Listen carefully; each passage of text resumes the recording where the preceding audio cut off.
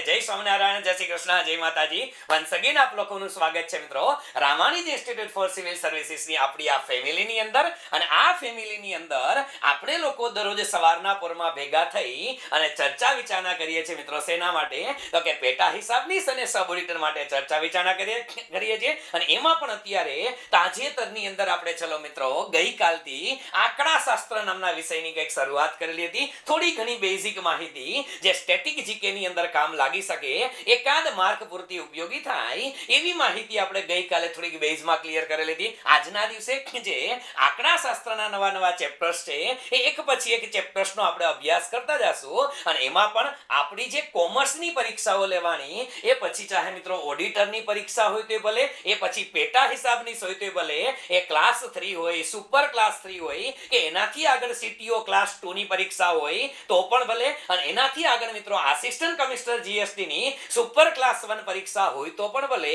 દરેકે દરેક પરીક્ષાની અંદર આપણે જે સબ્જેક્ટ ભણશું, જે ટોપિક ભણશું, એની અંદર ક્લાસ 1 સુધીની પરીક્ષામાં જે મુદ્દા પૂછાયેલા છે ને એ સંપૂર્ણ મુદ્દાની આપણે ચર્ચા કરી લેશું. જેથી કરીને એક વખત આ ચેપ્ટર કરો એટલે પછી તમારે કોઈ પણ પરીક્ષા માટે અલગથી કઈ કરવાની જરૂરિયાત નહીં પડે. બરોબર છે? શરૂ કરીએ આજના દિવસના સેશનની નાનકડા એમતા મોટિવેશનલ કોટ્સ સાથે શરૂઆત કરીએ. આજનું મોટિવેશનલ કોટ્સ છે મિત્રો, मंजिलें उन्हें नहीं मिलती जिनके ख्वाब बड़े होते हैं. मंजिलें उन्हें नहीं मिलती जिनके ख्वाब बड़े होते हैं, बल्कि मंजिलें उन्हें मिलती है जो जिद पर अड़े होते हैं. જે લોકો મંજિલો છે ને એ સફળતા એને ન મળે એ જે લોકોએ માત્ર અને માત્ર મોટા સપના જોએ. માત્ર અને માત્ર મિત્રો મોટા સપના જોવાથી સફળતા નથી મળતી. એ સપના જોયા પછી એ સપના પૂરા કરવા માટે એક જીદ લઈને જે લોકો બેઠા હોય છે ને કે નહીં, જ્યાં સુધી આ કોમ્પિટિટિવ એક્ઝામિનેશન પાસ ન થાવ ત્યાં લગી મૂકવાનો નથી. બસ આવી જીદ લઈને જે લોકો બેઠા છે ને બસ એ લોકો સફળ થાય છે. અને એટલા માટે તો આપણે દરરોજ સવારના પોરમાં કહીએ છીએ મિત્રો કે જબ તક તોડેંગે નહીં તબ તક છોડેંગે નહીં, હો ચુકા આગાઝ રણ કા युग बदलने की तैयारी है, जीत उसी की होगी जिसका संघर्ष जारी है. મિત્રો સંઘર્ષ જારી રાખવાનો છે. અને કોઈ પણ યુદ્ધ ભૂમિના મેદાન હોય કે પછી સ્પર્ધાત્મક પરીક્ષા નામનું યુદ્ધ હોય ને એ જ વિજેતા થાય છે કે જે લોકો સંઘર્ષ કરે છે અને જે લોકો મજબૂત ઈરાદા સાથે મેદાનની અંદર ઉતરેલા છે ને આવા લોકોની વાત છે. એટલે સંઘર્ષ માટે કે સફળતા માટે મિત્રો એક જીદ હોવી જરૂરી છે. અને એટલે તો કહેવાય છે ને કે જીદ હે તો જીત હે. એક જીદ હોવી જોઈએ, પાસ થવા માટેની જીદ રાખવાની છે. આવી જીદ સાથે શરૂ કરીએ આપણે આજના દિવસના સેશનની. યસ મિત્રો, આજના દિવસે આપણે જે ચેપ્ટરની વાતો કરવી છે મિત્રો, અને એ ચેપ્ટર એટલે કયું તો આજે આપણે સૂચકાંકની વાતો કરશું. આમ તો ઘણા બધા વિદ્યાર્થીઓ તમારામાંથી જે કોમર્સ વાળા છે ભાઈ એને તો સાંભળેલું હશે, એમાંથી પાછા જે સાયન્સ વાળા છે, બીએસસી મેથેમેટિક્સ વાળા એને સાંભળેલું હશે. એક જ લોકો એવા હશે આર્ટ્સ વાળા એને કદાચ આ નામ પહેલી વખત સાંભળ્યું. બરાબર? પણ સૂચકાંક જે એ છે શું? સૂચકાંકની અંદર આપણે લોકોને કેવા કેવા ક્વેશ્ચન પૂછાય છે, ભૂતકાળની પરીક્ષામાં કેવા કેવા સવાલ પૂછાણા હતા એ બધા સવાલો લીધા છે. લગભગ 30 જેટલા MCQ ની ચર્ચા મિત્રો આપણે આ લેક્ચરના અંતે કરવાના છે. અત્યાર સુધીમાં પૂછાયેલા તમામ ક્વેશ્ચન અને બીજા પૂછી શકાય એવા ક્વેશ્ચન, એ તમામ ક્વેશ્ચન જે લગભગ 30 થી વધારે MCQ છે એ આ ચેપ્ટરના આપણે લીધા છે. એની ચર્ચા પણ આપણે છેલ્લે કરી નાખવાના છે. એટલે એ કોઈ ટેન્શન ન લેતા. પણ સૂચકાંક છે શું? સાવ બેઝિક થી આપણે શરૂઆત કરીએ કે સાહેબ સૂચકાંક કોને કહેવાય, ઇન્ડેક્સ નંબર કોને કહેવાય. હવે આ શબ્દ છે મિત્રો એ આપણા બધા માટે કઈ નવો તો છે નહીં. આપણે બધાને ખબર છે કે તમે ઘણી વખત આવા શબ્દ સાંભળેલા હશે. ભલે તમે લોકો આંકડાશાસ્ત્ર કોઈ જિંદગીમાં ના ભણ્યા હોય ને મિત્રો તોય તમે લોકોએ આવા શબ્દ તો સાંભળેલા હશે. અને એ કેવા શબ્દ મિત્રો? માની લ્યો કે આ જુદા જુદા પ્રકારના સૂચકાંક. હવે એની અંદર એક શબ્દ હું તમને કહું, WPI અને CPI. WPI અને CPI તો આ શું છે? આને કહેવાય હોલસેલ પ્રાઇસ ઇન્ડેક્સ અને કન્ઝ્યુમર પ્રાઇસ ઇન્ડેક્સ. આપણે યાદ કરો આપણે ફુગાવાના દ્રષ્ટિકોણથી આ બંનેને ભણેલા હતા કે WPI કોને કહેવાય, CPI કોને કહેવાય. બટ ઓબ્વિયસ છે આ પણ ઇન્ડેક્સ છે. એવી રીતે એક ઇન્ડેક્સ આપણે ભણેલા હતા મિત્રો. અને એ કયો હતો? એ હતો IIP. કયો હતો? IIP. યાદ કરો, ઇન્ડેક્સ ઓફ ઇન્ડસ્ટ્રીયલ પ્રોડક્શન. આ શું છે? ઇન્ડેક્સ ઓફ ઇન્ડસ્ટ્રીયલ પ્રોડક્શન છે. આ પણ આપણે રેગ્યુલરમાં વાતો કરેલી હતી અને જે લોકોએ રેગ્યુલરમાં કદાચ ના જોયા હોય તો આ બધા માટેના વિડીયો આપણી યુટ્યુબ ચેનલમાં તો છે જ ઓલરેડી. તો આ WPI શું છે? એ ઇન્ડેક્સ છે. CPI શું છે? ઇન્ડેક્સ છે. IIP શું છે? એ પણ ઇન્ડેક્સ છે. અને ત્યાર પછી આવો શબ્દ પણ સાંભળેલા હતા, HDI, હ્યુમન ડેવલપમેન્ટ ઇન્ડેક્સ છે. તો આ પણ શું છે? આ બધા ઇન્ડેક્સ જ છે. હવે પ્રશ્ન થાય કે સાહેબ ઈ તો બરોબર કે આ બધા ઇન્ડેક્સ છે, પણ આ ઇન્ડેક્સ કામના શેના માટે? હવે આપણે એ ખબર હોવી જોઈએ, અને આપણે તો સૂચકાંક છે એ નક્કી કરવાનું છે કે આ ઇન્ડેક્સ તૈયાર કોના આધારે થાય છે. આ બધા ઇન્ડેક્સ બને છે એ ઇન્ડેક્સ કોના આધારે તૈયાર થાય છે? તો એ શું છે? પહેલા તો ઇન્ડેક્સ શું છે એને આપણે સમજીએ. હવે એક વસ્તુ દુનિયાનો નિયમ છે, તો પરિવર્તન છે ને એ સંસારનો નિયમ છે, આપને ખબર છે. અને સમય જતા યાદ રાખજો મિત્રો કે સમય જતા છે ને કોઈ પણ બાબતો હોય, સમય જતા કોઈ પણ બાબતો, એ પછી કોઈ પણ બાબતો એટલે માની લ્યો કે હું તમને સિમ્પલ ઉદાહરણ આપતો જાઉં કે જેમ જેમ સમય પસાર થતો જાય એમ વસ્તી જે છે ને ભારત દેશની, એ વસ્તીમાં વધારો ઘટાડો થશે. દુનિયાના કોઈ પણ દેશ છે એમાં વસ્તીમાં વધારો ઘટાડો થવાનો છે. કોઈ પણ લોકો છે, લોકોની આવકમાં વધારો ફેરફાર થવાનો છે, લોકોના ખર્ચમાં ફેરફાર થવાનો છે, વસ્તુની કિંમતમાં ફેરફાર થવાનો છે, ગરીબીમાં ફેરફાર થાય, બેરોજગારીમાં ફેરફાર થાય, મૃત્યુ દરમાં ફેરફાર થાય, જન્મ દરમાં ફેરફાર થાય, સાક્ષરતા દરમાં ફેરફાર થાય. બટ ઓબ્વિયસલી દુનિયાની કોઈ પણ બાબતો એવી લઈ લ્યો કે જેમાં સમય જતા ફેરફાર થવાનો જ છે. બરાબર છે? હવે એટલે કે સમય જતા કોઈ પણ બાબતો એવી હોય કે સમય જતા કેવી બાબતો, માની લ્યો કે વસ્તી હોય, તો કે સમય જતા વસ્તી જે છે કે વસ્તીમાં કઈ ફેરફાર થાય. સમય જતા વસ્તુની કિંમત હોય, સમય જતા વસ્તુની કિંમત છે પેલા એ હોય તો ભલે કોઈ પણ ચીજ વસ્તુની કિંમત હોય એમાંય ફેરફાર થવાનો છે. લોકોની આવક હોય, લોકોની આવક છે પેલા એ આવકમાંય ફેરફાર થવાનો છે. સમય જાય એટલે આવક પણ બદલાય છે. સમય જતા હોય ત્યારે લોકોની જેને કહેવાય કે બેરોજગારીમાં પણ ફેરફાર થશે.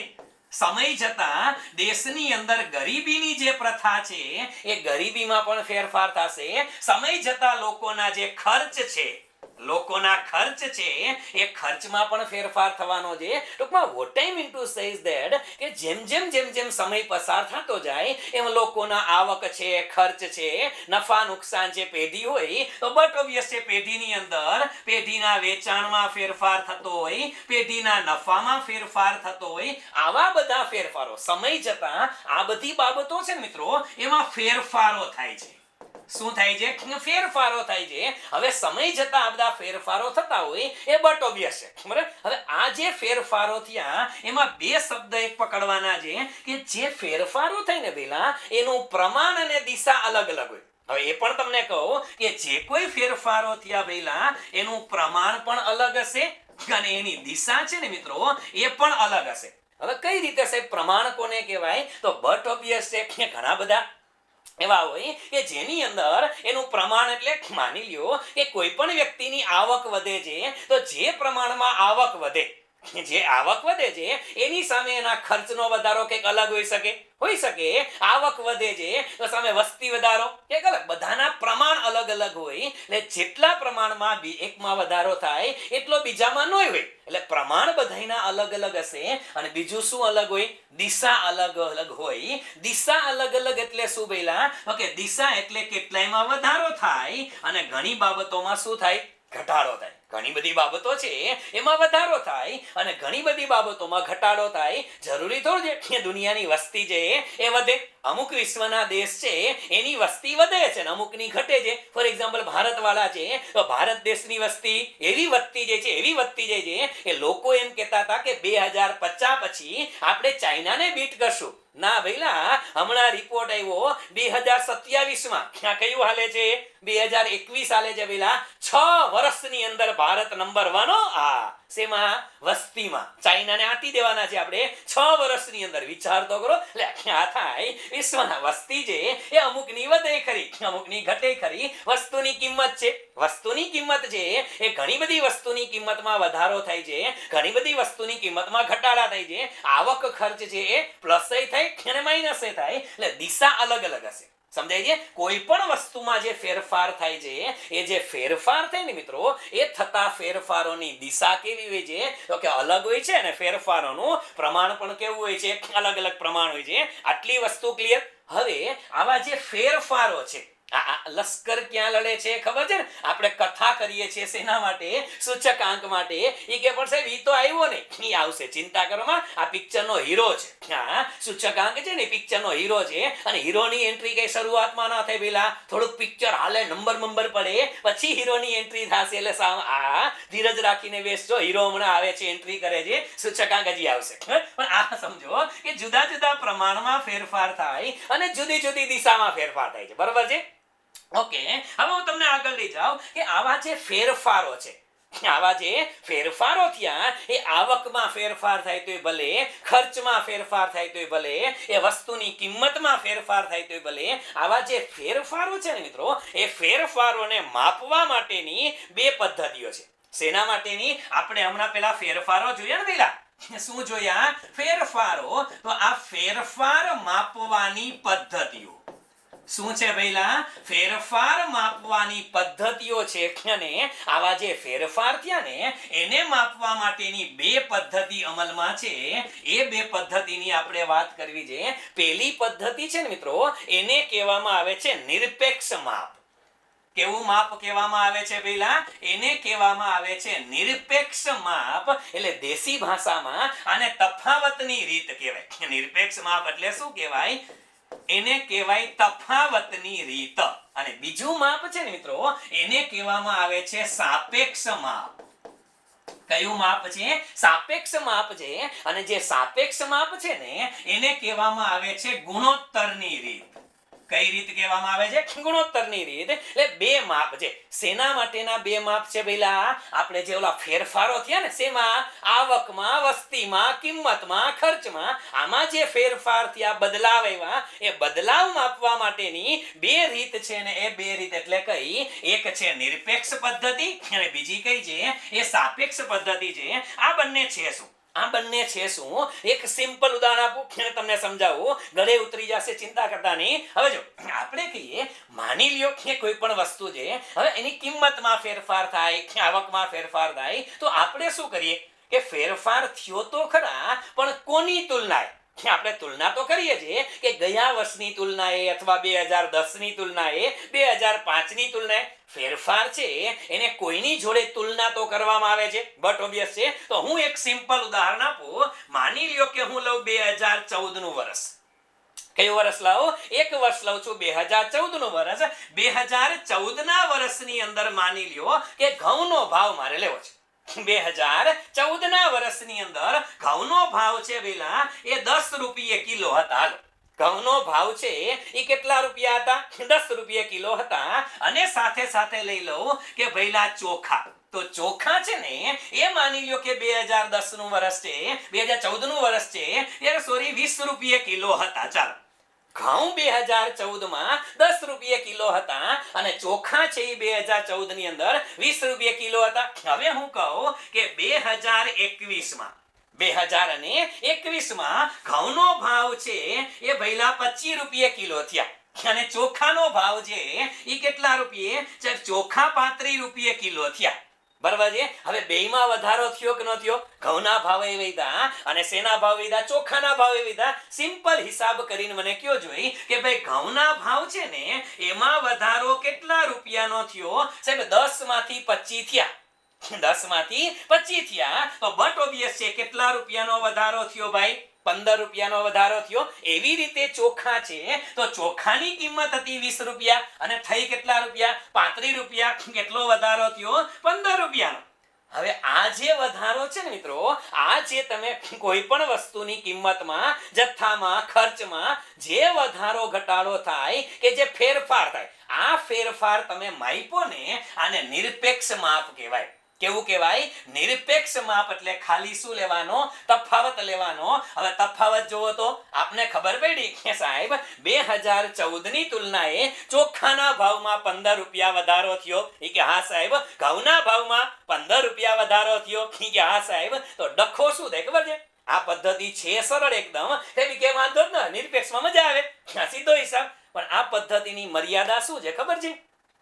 આ પદ્ધતિ ખરેખર તમે લોકો જ્યારે ડિસિઝન મેકિંગ કરો, ખરેખર જ્યારે કોઈ પણ બાબતની તુલના કરવી હોય ને મિત્રો, ત્યારે આ પદ્ધતિ કામે ન લાગે. શું કામ? સીધું આમાં તમને દેખાય છે કે સાહેબ બેયમાં સરખો વધારો થયો. ખરેખર જોવા જાવ તો આ બેયમાં સરખો વધારો કહેવાય? નો કહેવાય ભઈલા. એનું કારણ તમને કહું, ભલે તમારા મગજમાં ટ્યુબલાઇટ ઉપડી હોય કે ન ઉપડી હોય, બેયમાં દેખીતી રીતે સરખો વધારો છે, પણ એકચ્યુઅલમાં સરખો વધારો નથી ભઈલા. થોડોક તો વિચાર કરો કે અહીંયા ઘઉંનો ભાવ છે ને એ 10 રૂપિયામાંથી 25 રૂપિયા થયો છે. કેટલા? 10 રૂપિયામાંથી 25 રૂપિયા થયો છે, અને આ 20 માંથી 35 થયો છે. બેયમાં સરખો ટકાવારી ફેરફાર નથી ભઈલા. અલગ અલગ ફેરફાર છે. 15 રૂપિયા વધ્યા, અહીંયા 10 ની તુલનાએ વધ્યા ને આ 20 ની તુલનાએ વધ્યા છે. એટલે બેયમાં ફેરફાર રૂપિયા ભલે સરખો રહ્યો, પરંતુ ખરેખર ફેરફાર એ અલગ અલગ છે. અને અલગ અલગ ફેરફાર છે એટલા માટે તો ગુણો આ આવે છે, ગુણોત્તર લેવામાં આવે છે, સાપેક્ષ માપ લેવામાં આવે છે. કેવું સાપેક્ષ માપ લેવામાં આવે? તો અહીંયા આવતા રહ્યો once again, આપણે કીધું કે જે ઘઉં છે બરાબર છે, અને બીજું હતું ચોખા હતા. હવે ઘઉં અને ચોખા છે એમાં કેટલો ફેરફાર થયો? તો અહીંયા એટલું યાદ રાખવાનું કે ઘઉં અને ચોખાના ભાવમાં જે ફેરફાર થયો ને પહેલા, જે ફેરફાર થયો એનો તમારે સાપેક્ષ માપ લેવું હોય, અથવા તો જેનો ગુણોત્તર લેવો હોય.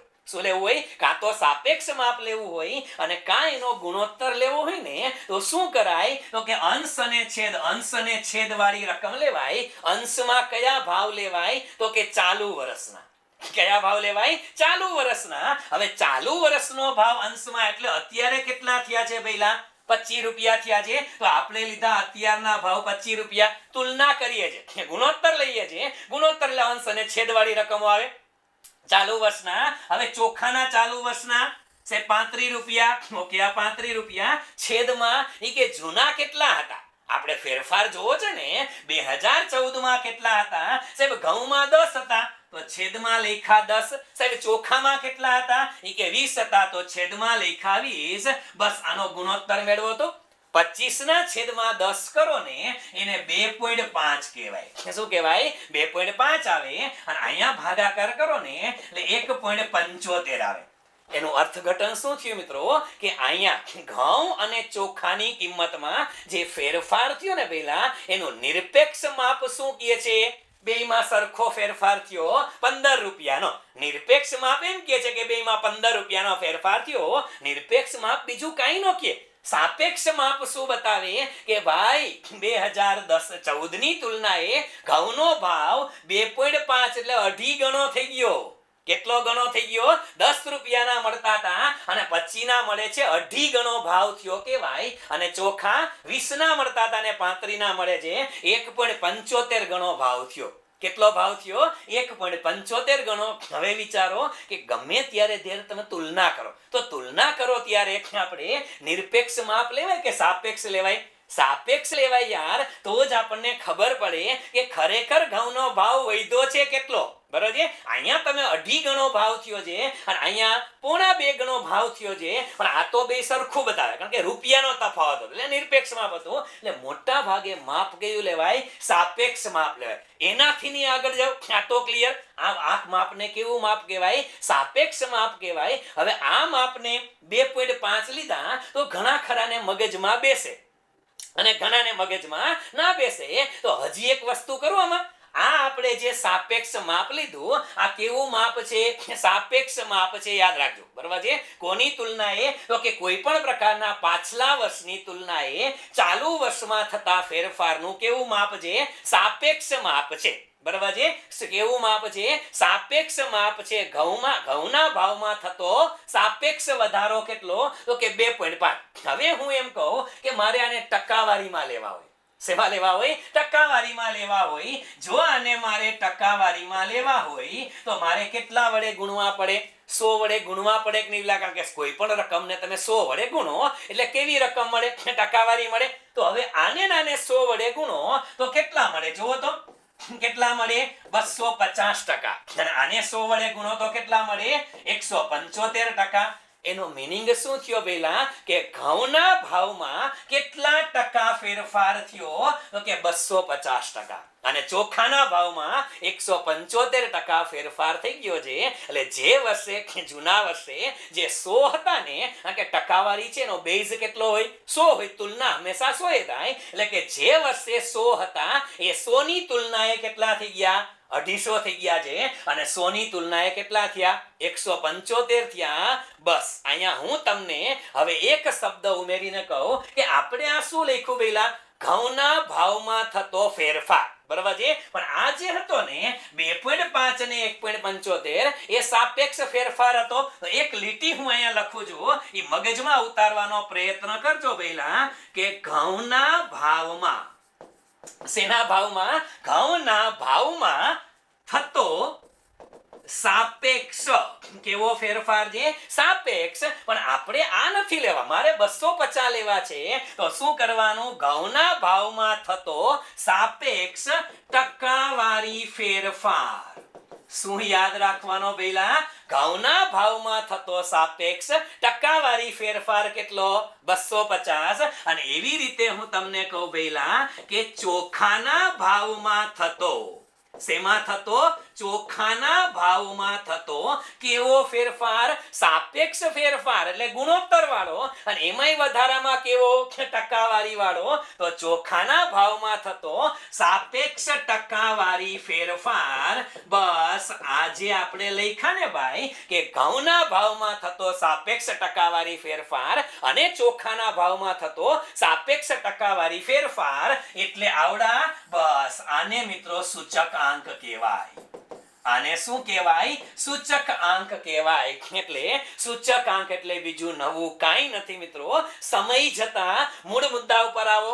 સમય જતા પહેલા આવકમાં ફેરફાર થાય, વસ્તીમાં ફેરફાર થાય, કિંમતમાં ફેરફાર થાય, ભાવમાં, ખર્ચમાં જે ફેરફાર થાય. સમય જતા વસ્તુની કિંમતમાં ફેરફાર થાય કે આવકમાં ફેરફાર થાય. આવા જે ફેરફારો છે ને મિત્રો, એ જે ફેરફાર થયા એને બે રીતે માપી શકાય, સાપેક્ષ અને નિરપેક્ષ રીતે. પણ જે ભાવમાં ફેરફાર થાય એને તમે સાપેક્ષ રીતે માપો અને એ થતો ફેરફાર તમે જ્યારે ટકાવારીમાં લખો ને એને સૂચકાંક કહેવાય. શું કહેવાય સૂચક આંક કહેવાય. એટલે એકદમ સરળ ભાષાની અંદર કહી શકાય. અહીંયા એક વસ્તુ યાદ રાખવાનું કે કોઈ પણ ચલમાં થતો ફેરફાર, શું કહેવાય અહીંયા કોઈ પણ ચલમાં થતો જે ફેરફાર છે એમાં કેવો ફેરફાર તો કે સાપેક્ષ ટકાવારી ફેરફાર. એક શબ્દની અંદર લખી નાખો કે કોઈ પણ ચલમાં, શેમાં કોઈ પણ ચલમાં થતો સાપેક્ષ ટકાવારી ફેરફાર. કેવો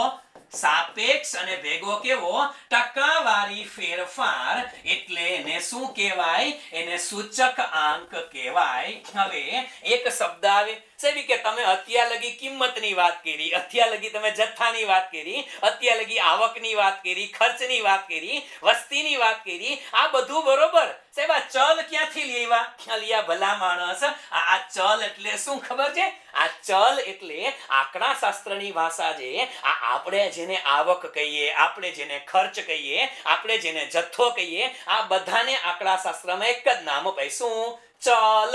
એટલે કોઈ પણ હું એમ કહું ને કે ઘઉંના ભાવમાં થતો ફેરફાર, તો ઘઉં એ શું છે? એ ચલ છે. બરાબર? ચોખા એ પણ ચલ છે. એટલે કોઈ પણ બાબત જે છે એને અહીંયા કોના તરીકે લખાય? ચલ તરીકે લખાય. બરાબર છે? આટલી વસ્તુ આપણે ધ્યાનમાં રાખવાની છે એમાં સૂચક આંકમાં. ક્લિયર બધાના મગજમાં? સૂચક આંક છે એટલે એક શબ્દ અહીંથી સીધો નીકળે મિત્રો MCQ ની અંદર કે સૂચક આંક છે ને એ કેવું માપ છે? એ સૂચક આંક છે એ મિત્રો સાપેક્ષ માપ છે. કેવું માપ છે? સાપેક્ષ માપ છે. સાપેક્ષ એટલે એમાં ગુણોત્તર લેવાય. શું લેવાય? ગુણોત્તર. અને નિરપેક્ષ માપ લ્યો એમાં ખાલી તફાવતો આવે. આટલી ખબર પડી ગઈ? ઓકે. તો સૂચક આંક છે એ સાપેક્ષ અને પણ પાછું કેવું ટકાવારી માપ છે. કેવું છે? ટકાવારી માપ છે. અને કરવામાં શું આવે પહેલા તો આપણે જે આગળ કથા કરી ને એને મારે સૂત્ર સ્વરૂપે લખવું હોય તો શું લખાય તો કે સૂચક આંકની અંદર અમુક શબ્દ અગત્યના. અને એ કયા કયા? તો થોડી ઘણી વસ્તુ યાદ રાખો કે જે સૂચક આંક છે ને પહેલા એને ઇંગ્લિશમાં ઇન્ડેક્સ નંબર કહેવાય. શું કહેવાય? ઇન્ડેક્સ નંબર કહેવાય. અને ઇન્ડેક્સ નંબર એટલે શેના તરીકે દર્શાવાય તો કે સૂચક આંકને I તરીકે લખાય છે. શેના તરીકે લખાય છે? આઈ તરીકે. આટલું યાદ રાખશું. બીજું અહીંયા બે ત્રણ શબ્દ બીજા આવશે વારંવાર. એક શબ્દ આવશે કિંમત. કયો શબ્દ આવશે? કિંમત શબ્દ આવે તો બટ ઓબ્વિયસ છે કિંમત એટલે આપણે પ્રાઇસ કહીએ છે ને. શું કહીએ છે? પ્રાઇસ કહીએ છે. તો પ્રાઇસ ને શેના તરીકે દર્શાવાશે ભાઈ? પી તરીકે. શેના તરીકે? આ યાદ રાખજો. હવેના દરેક મુદ્દાની અંદર આ શબ્દ ભટકાશે. પ્રાઇસ એટલે કિંમત છે. કિંમતને પી તરીકે લખાય. એક બીજો શબ્દ આપણે ઘણી વખત અહીંયા ઉપયોગમાં લેવાનો આવશે જેને કહેવાય જથ્થો. શું કહેવાય? જથ્થો. જથ્થો એટલે કે ક્વોન્ટિટી. જથ્થો એટલે આપણે શું કહીએ છીએ? તો કે જથ્થો એટલે ક્વોન્ટિટી અને ક્વોન્ટિટીને લખાય છે મિત્રો શેના તરીકે? ક્યુ તરીકે. શેના તરીકે? ક્યુ તરીકે લખશું. હવે બે શબ્દ બીજા આવે. એક શબ્દ આવે મિત્રો ચાલુ વર્ષ અને બીજો આવે આધાર વર્ષ. કયો શબ્દ આવે? એક શબ્દ આવે મિત્રો ચાલુ વર્ષ અને બીજો આધાર વર્ષ. હવે ચાલુ વર્ષ એટલે શું અને આધાર વર્ષ એટલે શું? તો આગલી ગણતરીમાં આપણે કેમ જોયું પેલા? આગલી ગણતરીમાં જોયું કે 2014 ના વર્ષની તુલનાએ 2021 નો ભાવ જોયો તો 2021 હતો ને એને ચાલુ વર્ષ કહેવાય. આપણે જ્યાં 2021 નો ઘઉંનો ભાવ લીધો, 2021 નો ચોખાનો ભાવ લીધો, એને ચાલુ વર્ષ કહેવાય. અને ચાલુ વર્ષ છે મિત્રો એને 1 તરીકે લખાશે. એનો સિમ્બોલ શું છે? 1 છે. અને આપણે 2014 ને શું બનાવ્યો હતો? બેઝ બનાવ્યો હતો ને કે 2014 ની તુલનાએ 250% થયા. 2014 ની તુલનાએ ઘઉંનો ભાવ 250% અને ચોખાનો ભાવ 175%. કોની તુલનાએ? 2014 ની તુલનાએ છે ભઈલા. શું કામ? કારણ કે 10 અને 20 શેના હતા? 2014 વાળા હતા ને ભઈલા. કયા હતા? 2014 વાળા હતા. તો બેઝ કોકને બનાવવો પડે અને જેને બેઝ બનાવો ને એને ગુજરાતીમાં આધાર વર્ષ કહેવાય. શું કહેવાય? આધાર વર્ષ. એના માટે સિમ્બોલ રાખવાનો 0. કેવો રાખવાનો? 0. એટલે આ શૂન્ય છે, ઓ નથી. શું છે? આ શૂન્ય છે. આધાર વર્ષ માટે હંમેશા 0 રાખવાના અને ચાલુ વર્ષ માટે 1. જ્યારે જ્યારે ગણતરી આવે ત્યારે આવી કથા આપણે કરવાની. સીધો જ પ્રશ્ન આવે કે સાહેબ આ વસ્તુ તો બરોબર છે, આ વસ્તુ બરોબર છે, પણ આના આધારે સૂચકાંક ગણાય. હા ગણાય. સૂચક આંક છે એ ટકાવારી માપ છે. હવે હું તમને કહું કે મારે માની લ્યો કે કિંમતનો સૂચકાંક લેવો હોય. સમજો, કિંમતનો સૂચકાંક. હવે કિંમતના સૂચકાંકમાં મેં શું લીધું કે કિંમત એટલે પ્રાઇસ છે ને પેલા. કિંમત એટલે શું છે? પ્રાઇસ છે. મેં આગળ જે ગણતરી કરી એમાં શું કર્યું છે ખબર છે? મેં આવું લીધું છે એની અંદર પી એના છેદમાં પી. પણ અંશમાં કયું વર્ષ લીધું તું જોવો તો જરાક મને તમે જ કહેતા જાઓ. અંશમાં 25 રૂપિયા છે તો 25 રૂપિયા છે એ કયું વર્ષ કહેવાય? એ આધાર વર્ષ કહેવાય કે ચાલુ વર્ષ કહેવાય? વિચારો. કયું વર્ષ કહેવાય? આધાર કહેવાય કે ચાલુ વર્ષ કહેવાય? તો 25 છે એ ચાલુ વર્ષ કહેવાય. કયું વર્ષ કહેવાય? ચાલુ વર્ષ કહેવાય. અને ચાલુ વર્ષ માટે સિમ્બોલ કયો વાપરવાનો? 1 વાપરવાનો. તો અંશમાં P1 અને છેદમાં આધાર વર્ષ એટલે શું થાય? P0 આવે ને. આટલું ક્લિયર છે? 1 ક્યાંથી આવ્યા ને 0 ક્યાંથી આવ્યા? 1 એટલે ચાલુ વર્ષ અને 0 એટલે આધાર વર્ષ. બસ કરી નાખો ગુણ્યા 100. શું કરી નાખ્યા? ગુણ્યા 100. એટલે આ કોનો સૂચકાંક મળે તમને? કિંમતનો સૂચકાંક.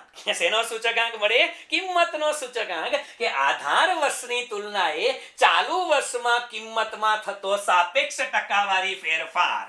સમજો મિત્રો, કોની તુલનાએ? આધાર વર્ષની તુલનાએ. કોની તુલનાએ? આધાર વર્ષની તુલનાએ ચાલુ વર્ષે.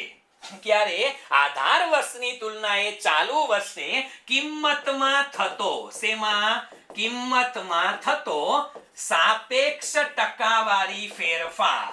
સાપેક્ષ ટકાવારી ફેરફાર એટલે એને શું કહેવાય? આને કિંમતનો સૂચકાંક કહેવાય. શું કહેવાય? કિંમતનો સૂચકાંક. હવે માની લ્યો કે આવો મારે જથ્થાનો સૂચકાંક મેળવવો હોય તો રાબેતા મુજબ પહેલા કે જો આવો મારે જથ્થાનો સૂચકાંક મેળવવો હોય તો અંશમાં શું લખાય? ક્યુ લખવા પડે. છેદમાં ક્યુ લખવાના. હવે અંશમાં કયો જથ્થો લખવાનો પહેલા? તો કે અંશમાં મારે લખવાનો ચાલુ વર્ષનો જથ્થો અને છેદમાં આધાર વર્ષનો જથ્થો. એને ગુણ્યા 100 કરી નાખો. જે જવાબ મળે એ અહીંયા શેનો સૂચકાંક મળે? જથ્થાનો. જે બાબત લ્યો ને મિત્રો એમાં અંશમાં ચાલુ વર્ષ અને છેદમાં આધાર વર્ષના આધારે તમે જ્યારે સાપેક્ષ માપ ગોતો છો અને સાપેક્ષ માપ એટલે ગુણોત્તર વાળું અંશ અને છેદ વાળું અને એ પાછું શેમાં ટકાવારીમાં તો એવા માપને શું કહેવાય જ્યારે સાપેક્ષ ટકાવારી માપ લ્યો એને સૂચકાંક કહેવાય શું કહેવાય સૂચકાંક એટલે બીજું કાંઈ નથી આધાર વર્ષની તુલનાએ ચાલુ વર્ષમાં થતું કેવું માપ છે ટકાવારી માપ છે બરાબર છે આટલી વસ્તુ ક્લિયર હવે આપણે વારંવાર અહીંયા કીધું સાહેબ આધાર વર્ષ ચાલુ વર્ષ તો બરોબર છે પણ આધાર વર્ષ તમે કયો છો એ કઈ રીતે ખબર પડે તો એક ચોખવટ એની પણ કરી નાખું ચાલો કે જ્યારે આપણે લોકો આધાર વર્ષની વાતો કરતા હોય શેની વાતો કરતા હોય આધાર વર્ષની વાતો કરીએ ચાલો આ આધાર વર્ષ કઈ રીતે લેવું આધાર વર્ષ એટલે એને બેઝ યર કહેવાય શું કહેવાય પેલા બેઝ યર કહેવાય સૂચકાંકની ગણતરી કરતા હોય ત્યારે સૂચકાંકની ગણતરીમાં આધાર વર્ષ ક્યારે લેવાનું તો કે પહેલી વસ્તુ છે આધાર વર્ષ કહેવાય કોને તો કે જે વર્ષને આધારે તુલના કરવામાં આવે તેને શું કહેવાય આધાર વર્ષ કહેવાય આપણે શું કર્યું આપણે તુલના કયા વર્ષના આધારે કરી ચાલુ વર્ષ તો બરોબર પણ આપણે તુલના કરી 2014 ના વર્ષ વડે તો 2014 નું વર્ષ હતું એ કેવું વર્ષ હતું આધાર વર્ષ હતું તો આપને લાગે કે સાહેબ આપણે આજની તુલના કેમ 2014 હારે કરી એનું કારણ કહું કે આવા આધાર વર્ષ છે મિત્રો એની પણ ખાસિયત છે આધાર વર્ષ છે એની પણ ખાસિયત છે મિત્રો કઈ રીતે તો કે આધાર વર્ષની પસંદગી થાય યસ મિત્રો આધાર વર્ષ છે ને એની પસંદગી કરવામાં આવે અને આધાર વર્ષની પસંદગી માટે બે રીત છે આધાર વર્ષ છે ને મિત્રો એની પસંદગી માટે તમે જોવો તો બે રીતે આધાર વર્ષ પસંદ થાય છે એમાં પહેલી રીત જ આપણે ખબર તો હોય છે ને કે સાહેબ આપણે 2014 શું કામ લીધું કયા આધારે બેઝ યર બનાવ્યું તો એનું કારણ કહું કે બે રીત છે પહેલી રીત છે એને કહેવામાં આવે છે અચલ આધારની રીત કઈ રીતે કહેવામાં આવે છે અચલ આધારની રીત અહીંયાથી પણ એમસીક્યુ બને છે ક્યાં બને છે એની ચર્ચા હમણાં કરો છો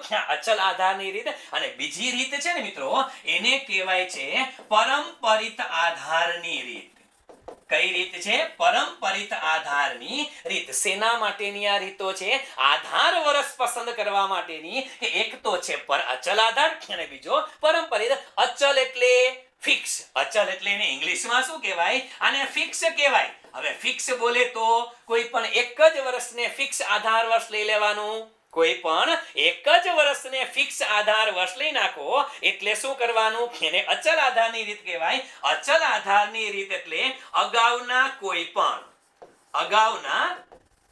પણ એક વર્ષને દર વખતે ફિક્સ આધાર તરીકે લેવામાં આવે કઈ રીતે ફિક્સ આધાર તરીકે લેવામાં આવે ને ત્યારે એને કેવી રીત કહેવાય અચલ આધારની રીત કહેવાય ફોર એક્ઝામ્પલ હવે બધાને ખબર છે કે આપણે લોકો જ્યારે તમને ખબર છે મિત્રો કે જ્યારે આપણે લોકો WPA ની ગણતરી કરીએ છીએ બધાને ખબર છે ને WPA ની ગણતરી કરો તો એમાં આધાર વર્ષ આજની તારીખે 2011-12 છે જ્યારે તમે લોકો જીડીપી ની ગણતરી કરો છો તો જીડીપી ની ગણતરી કરો એમાંય આધાર વર્ષ હજી કયું છે 2011-12 નું છે એવી રીતે આપણે આઈઆઈપી ની ગણતરી કરીએ છીએ ઇન્ડેક્સ ઓફ ઇન્ડસ્ટ્રીયલ પ્રોડક્શન આ બધામાં આધાર વર્ષ કેવું છે એક જ છે એ 2020 માં ગણો તોય ભલે 2019 માં ગણો તોય ભલે 2021 માં ગણો તોય ભલે ગમે એ વર્ષે ગણો આ બધાય વર્ષની અંદર તમે આધાર વર્ષ કોને લીધું તો કે સાહેબ 2011-12 એટલે કોઈ એક ફિક્સ વર્ષ જે છે એને આધાર તરીકે રાખી દેવાનું પછી જ્યારે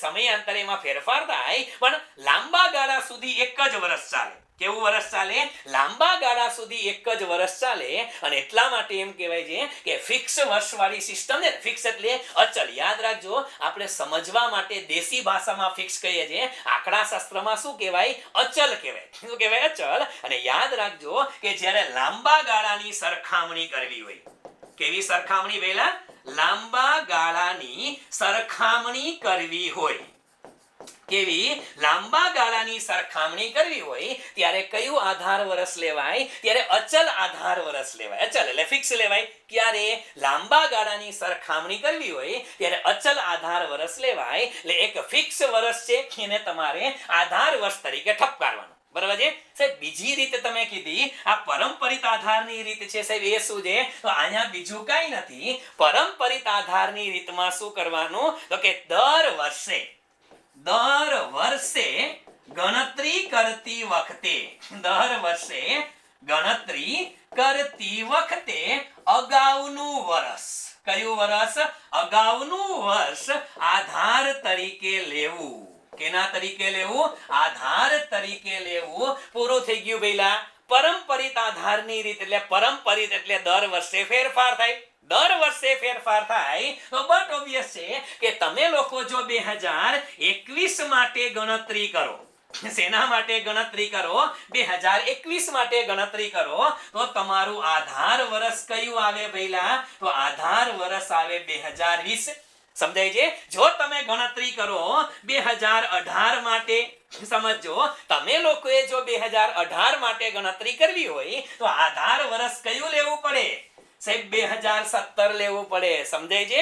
જે વર્ષે ગણતરી કરો એની અગાઉનું વર્ષ લ્યો એને કેવી પદ્ધતિ કહેવાય? પરંપરિત આધારની પદ્ધતિ કહેવાય. અને આ બે રીત છે. હવે પરંપરિત આધારની રીત ક્યારે લેવાય? તો આના માટે MCQ અહીંયાથી પડે ભઈલા કે જેમ આપણે કીધું કે ફિક્સ આધાર વર્ષ છે, તમે લાંબા ગાળા માટે એક જ વર્ષ રાખો છો. એનો મીનિંગ તમારે લાંબા ગાળાની સરખામણી કરવી હોય ત્યારે કયો આધાર વર્ષ આવે? અચલ આધારની રીતે આધાર વર્ષ પસંદ કરે. બરાબર? જેમાં આપણે બધા આમાં કરેલું છે, આપણે બધાને ખબર છે. તો આ બધા કયા છે? અચલ આધાર વાળા આપણે ઇન્ડેક્સ લીધા છે. એવી રીતે જ્યારે પરંપરિત આધારની રીત આવે એ શેના માટે આવે ભઈલા? તો કે ટૂંકા ગાળાની. કેવા ગાળાની? ટૂંકા ગાળાની સરખામણી માટે. શેના માટે ભઈલા? તો કે ટૂંકા ગાળાની સરખામણી માટે કયું આધાર વર્ષ લેવામાં આવે? તો કે સાહેબ પરંપરિત આધાર. કયો આધાર લેવામાં આવે? પરંપરિત આધાર. છે આ બે વસ્તુ આપણા મગજમાં એકદમ ક્લિયર કટ હોવી જોઈએ. કારણ કે આ બેઝ છે અને આ બેઝ સમજાશે ને તો આખો સૂચકાંક સમજાશે. બરાબર છે? બધાના મગજમાં ક્લિયર વન શકે? શું યાદ રાખવાનું કે આધાર વર્ષ છે એને પસંદ કરવા માટે બે રીત છે. આ તો અચલ આધારની રીત લ્યો અને કાં પછી પરંપરિત આધારની રીત લ્યો. એક બીજી ખાસિયત છે કે જ્યારે તમે આધાર વર્ષ પસંદ કરો ને એ આધાર વર્ષની ખાસિયત છે ભઈલા, એ આધાર વર્ષ છે ને એ હંમેશા સામાન્ય વર્ષ હોવું જોઈએ. કેવું વર્ષ હોવું જોઈએ? તો કે સામાન્ય વર્ષ હોવું જોઈએ. હવે પ્રશ્ન થાય કે સાહેબ સામાન્ય વર્ષ એટલે કેવું? ભાઈ જેના આધારે તમે બેઝ બનાવો છો ને એ વર્ષની અંદર કોઈ પણ પ્રકારની આકસ્મિકતા ન હોવી જોઈએ. ધેટ મીન્સ કે આ 2020 નું વર્ષ ગયું, 2021 નું વર્ષ ચાલુ છે. આ વર્ષને ક્યારેય પણ આખા વિશ્વમાં ક્યારેય આ વર્ષને બેઝ યર નહીં બનાવાય. શું કામ? કારણ કે કોરોનાની મહામારી છે.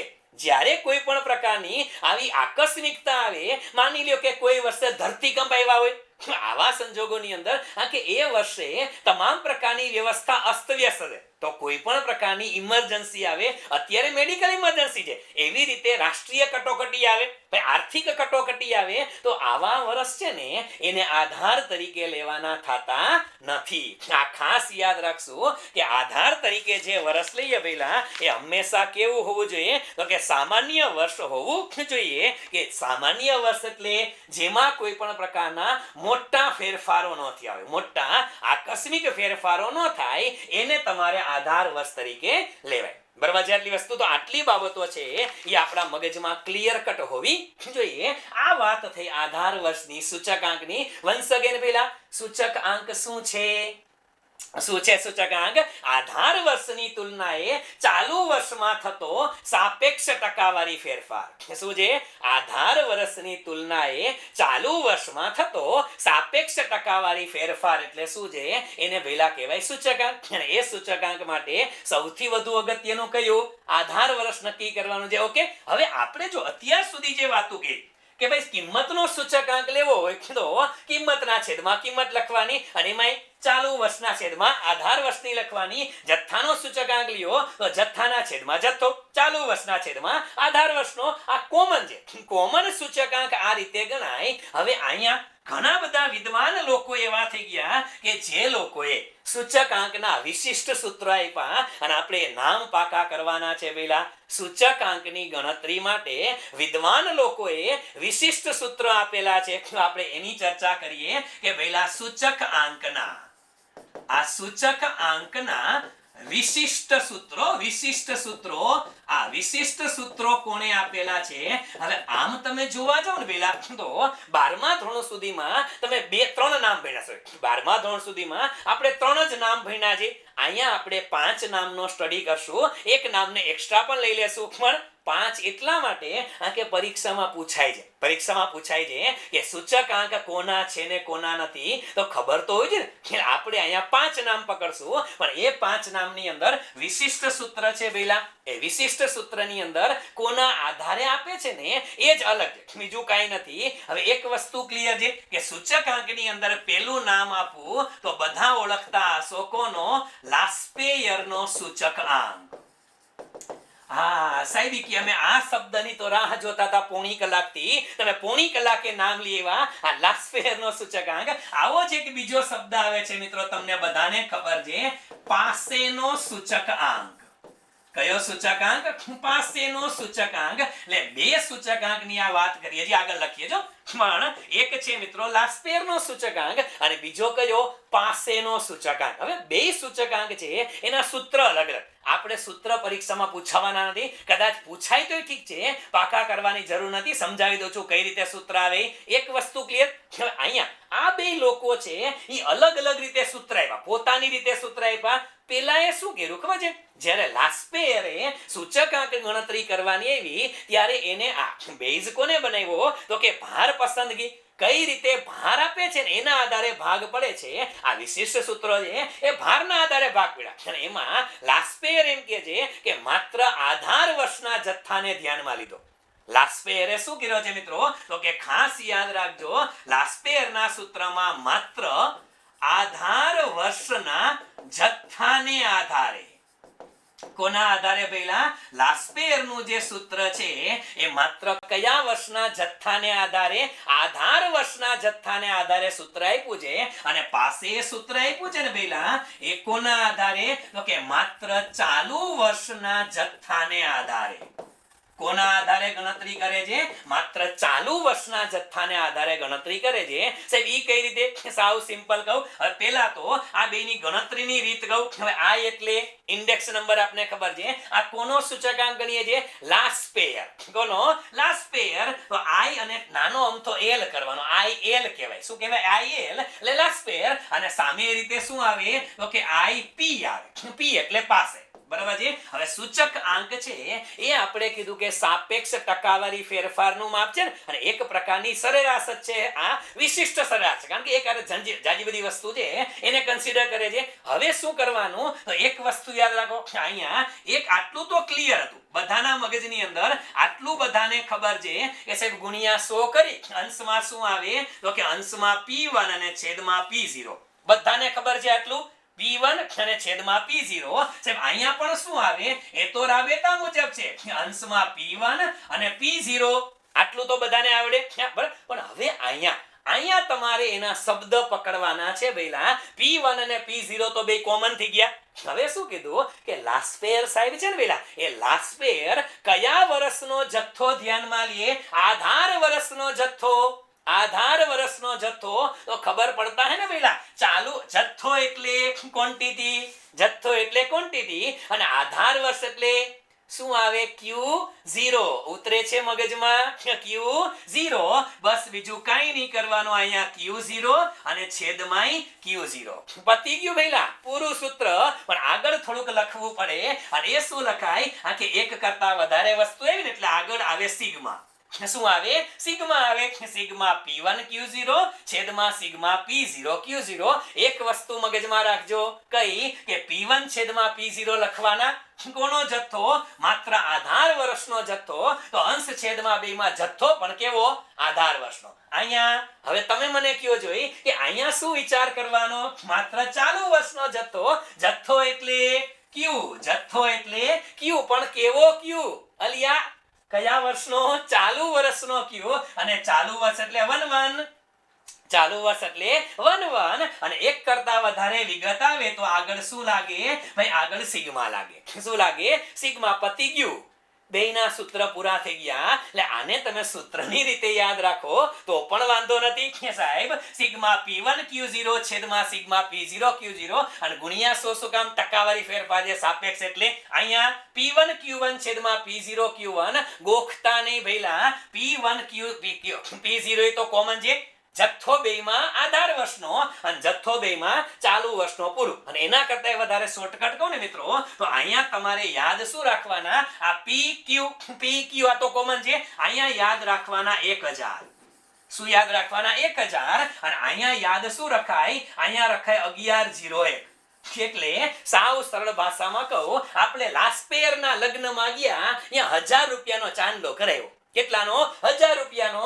જો 1 0 0 0 આ રીતો એક પછી એકડો 0 0 0 કેટલા થયા? 1000. પાસેમાં 1101 રૂપિયાનો ચાંદલો. કઈ રીતે? 1101 1101 સીધે સીધું ઠપકારી દો. બે માંથી કોઈ પણ રીતે યાદ રાખો. પણ હવે જિંદગી આખી સૂચકાંકના સૂત્ર ભૂલાવાનો છે પેલા. એક રીતે પેલી p1 છેદમાં p0 p1 છેદમાં p0 આટલું તો હોય જ. પણ આગળ શું લખ્યું? જથ્થો કયો? આધાર વર્ષનો તો q0 q0. જથ્થો કયો? ચાલુ વર્ષનો તો q1 q1 અને ગુણ્યા 100. બે સૂત્ર થયા. કોના? લાસ્પેરના અને પાસેના સૂત્ર છે. હવે લાસ્પેર અને પાસે બેયની મર્યાદા શું? એક વ્યક્તિ છે એ માત્ર આધાર વર્ષને પકડીને હાલે છે અને બીજો વ્યક્તિ છે એ માત્ર ચાલુ વર્ષનો જથ્થો લે છે. હવે આનું શું કરવું? એટલા માટે આ બેની મધ્યસ્થી તરીકે આવ્યા કોણ? નંબર 3 ફિશરનો સૂચકાંક. કોણ આવ્યા ભાઈ? મધ્યસ્થી તરીકે આવી ગયા ફિશર સાહેબ આવી ગયા. અને ફિશર બોલે તો આપણે કીધું ને આંકડા શાસ્ત્રના પિતામહ. આદર્શ આંકડા, આધુનિક આંકડા શાસ્ત્રના ફાધર છે. તો બટ ઓબ્વિયસ છે, જે ફાધર હોય એનું આદર્શ માપો છે ને. એટલે યાદ રાખજો, આ જે ફિશરનો સૂચકાંક છે ને મિત્રો, એ આદર્શ સૂચકાંક છે. એ કેવો છે? આદર્શ સૂચકાંક છે. સાહેબ કયા આધારે તમે કયો કે આ આદર્શ સૂચકાંક છે? તો એની ચોખવટ કરીને કહું કે આ લાસ્પેરે કયો જથ્થો લીધો? માત્ર આધાર વર્ષનો જથ્થો. પાસે કયો જથ્થો લીધો? માત્ર ચાલુ વર્ષનો જથ્થો. તો ફિશરે શું કર્યું ખબર છે સાહેબ? ચાલુ વર્ષનો અને આધાર વર્ષનો, ચાલુ વર્ષનો અને આધાર વર્ષનો બંને જથ્થાને આધારે ગણતરી કરી. શેના આધારે? તો કે અહીંયા એને ચાલુ વર્ષનો જથ્થો લીધો અને આધાર વર્ષનો લીધો અને બેય જથ્થો લીધો ને મિત્રો, આ બંને વર્ષના જથ્થાનો ગુણોત્તર મધ્યક લીધો. કેવો લીધો? ગુણોત્તર મધ્યક લીધો. એટલે શું ભઈલા? તો હવે તમને કહું, ફિશરનું સૂત્ર આપું ભઈલા. I અને F. F એટલે ફિશર, IL એટલે લાસ્પેર, IP એટલે પાસે, IF એટલે ફિશર. ફિશરનું સૂચકાંક શું છે? એને બંનેનો ગુણોત્તર મધ્યક લીધો. ગુણોત્તર મધ્યક કોને કહેવાય? તો સાવ દેશી ભાષામાં કહું, ગુણોત્તર મધ્યકમાં અંડરરૂટ આવે. શું આવે? અંડરરૂટ આવે. હવે અંડરરૂટ ની અંદર એને શું કર્યું ખબર છે? કાંઈ નથી કર્યું ભઈલા. રાબેતા મુજબ અંશમાં શું કરવાનું? અંશમાં તો કે લાસ્પેરનો સૂચકાંક લ્યો. લાસ્પેરનો સૂચકાંક એટલે શું આવે ભઈલા? p1 q0 છેદમાં સિગ્મા p0 q0. આ કોનો? લાસ્પેરનો સૂચકાંક. એને ગુણી નાખો. ગુણોત્તર મધ્યક કોને કહેવાય? ગુણાકાર કરીને અંડરરૂટ કાઢી નાખો, એને ગુણોત્તર મધ્યક કહેવાય. તો અહીંયા પાસેનો સૂચકાંક સિગ્મા p1 q1 છેદમાં સિગ્મા p0 q1 કૌંસ આ પૂરું અંડરરૂટ અને એને ગુણ્યા કરો 100. પૂરું થઈ ગયું ભઈલા. એટલે એને લાસ્પેર અને પાસે બંનેના સૂચકાંકનો શું છે? ગુણોત્તર મધ્યક છે. લખી નાખી અહીંયા કે આ સૂચકાંક શું છે ભઈલા? તો કે લાસ્પેયર અને પાસે, લાસ્પેર અને પાસેના સૂચકાંકનો, લાસ્પેર અને પાસેના સૂચકાંકનો કેવો મધ્યક છે? ગુણોત્તર મધ્યક છે. કેવો મધ્યક છે? ગુણોત્તર મધ્યક છે. એટલે બેયના સૂચકાંક અહીંયા એને બઠવી લીધા અને ભેગું કરી અને પોતાનું સૂત્ર આપી દીધું. કયું? ફિશરનો સૂચકાંક. એટલે આપણે ઘણી વખત તમે લોકો દાખલા ગણો છો ને ત્યારે આવું જોતા હશો કે IF બરાબર શું લેવાય? અંડર રૂટ ની અંદર લેવાય IL અને એને ગુણ્યા IP. IL એને ગુણ્યા IP. બરાબર. હવે ખાલી તમને એટલું કહ્યો તો અહીંયા મેં એવું લીધું કે IF બરાબર સિગ્મા. એટલે આ કોનો સૂચકાંક લીધો? લાસ્પેરનો. આ કોનો લીધો? પાસેનો અને ગુણ્યા 100. હવે આ બે સૂચકાંક હું અહીંયા મૂકું તો અહીંયા આ બીજા સૂત્રમાં ગુણ્યા 100 આવે કે ન આવે? જરાક મને ચેટ બોક્સમાં કયો. ચાલો, ક્યારના શાંતિથી સાંભળો છો તો તમે તો થોડુંક કયો. હા, હું ત્યાં ઓક્સિજન ગ્રહણ કરી લઉં.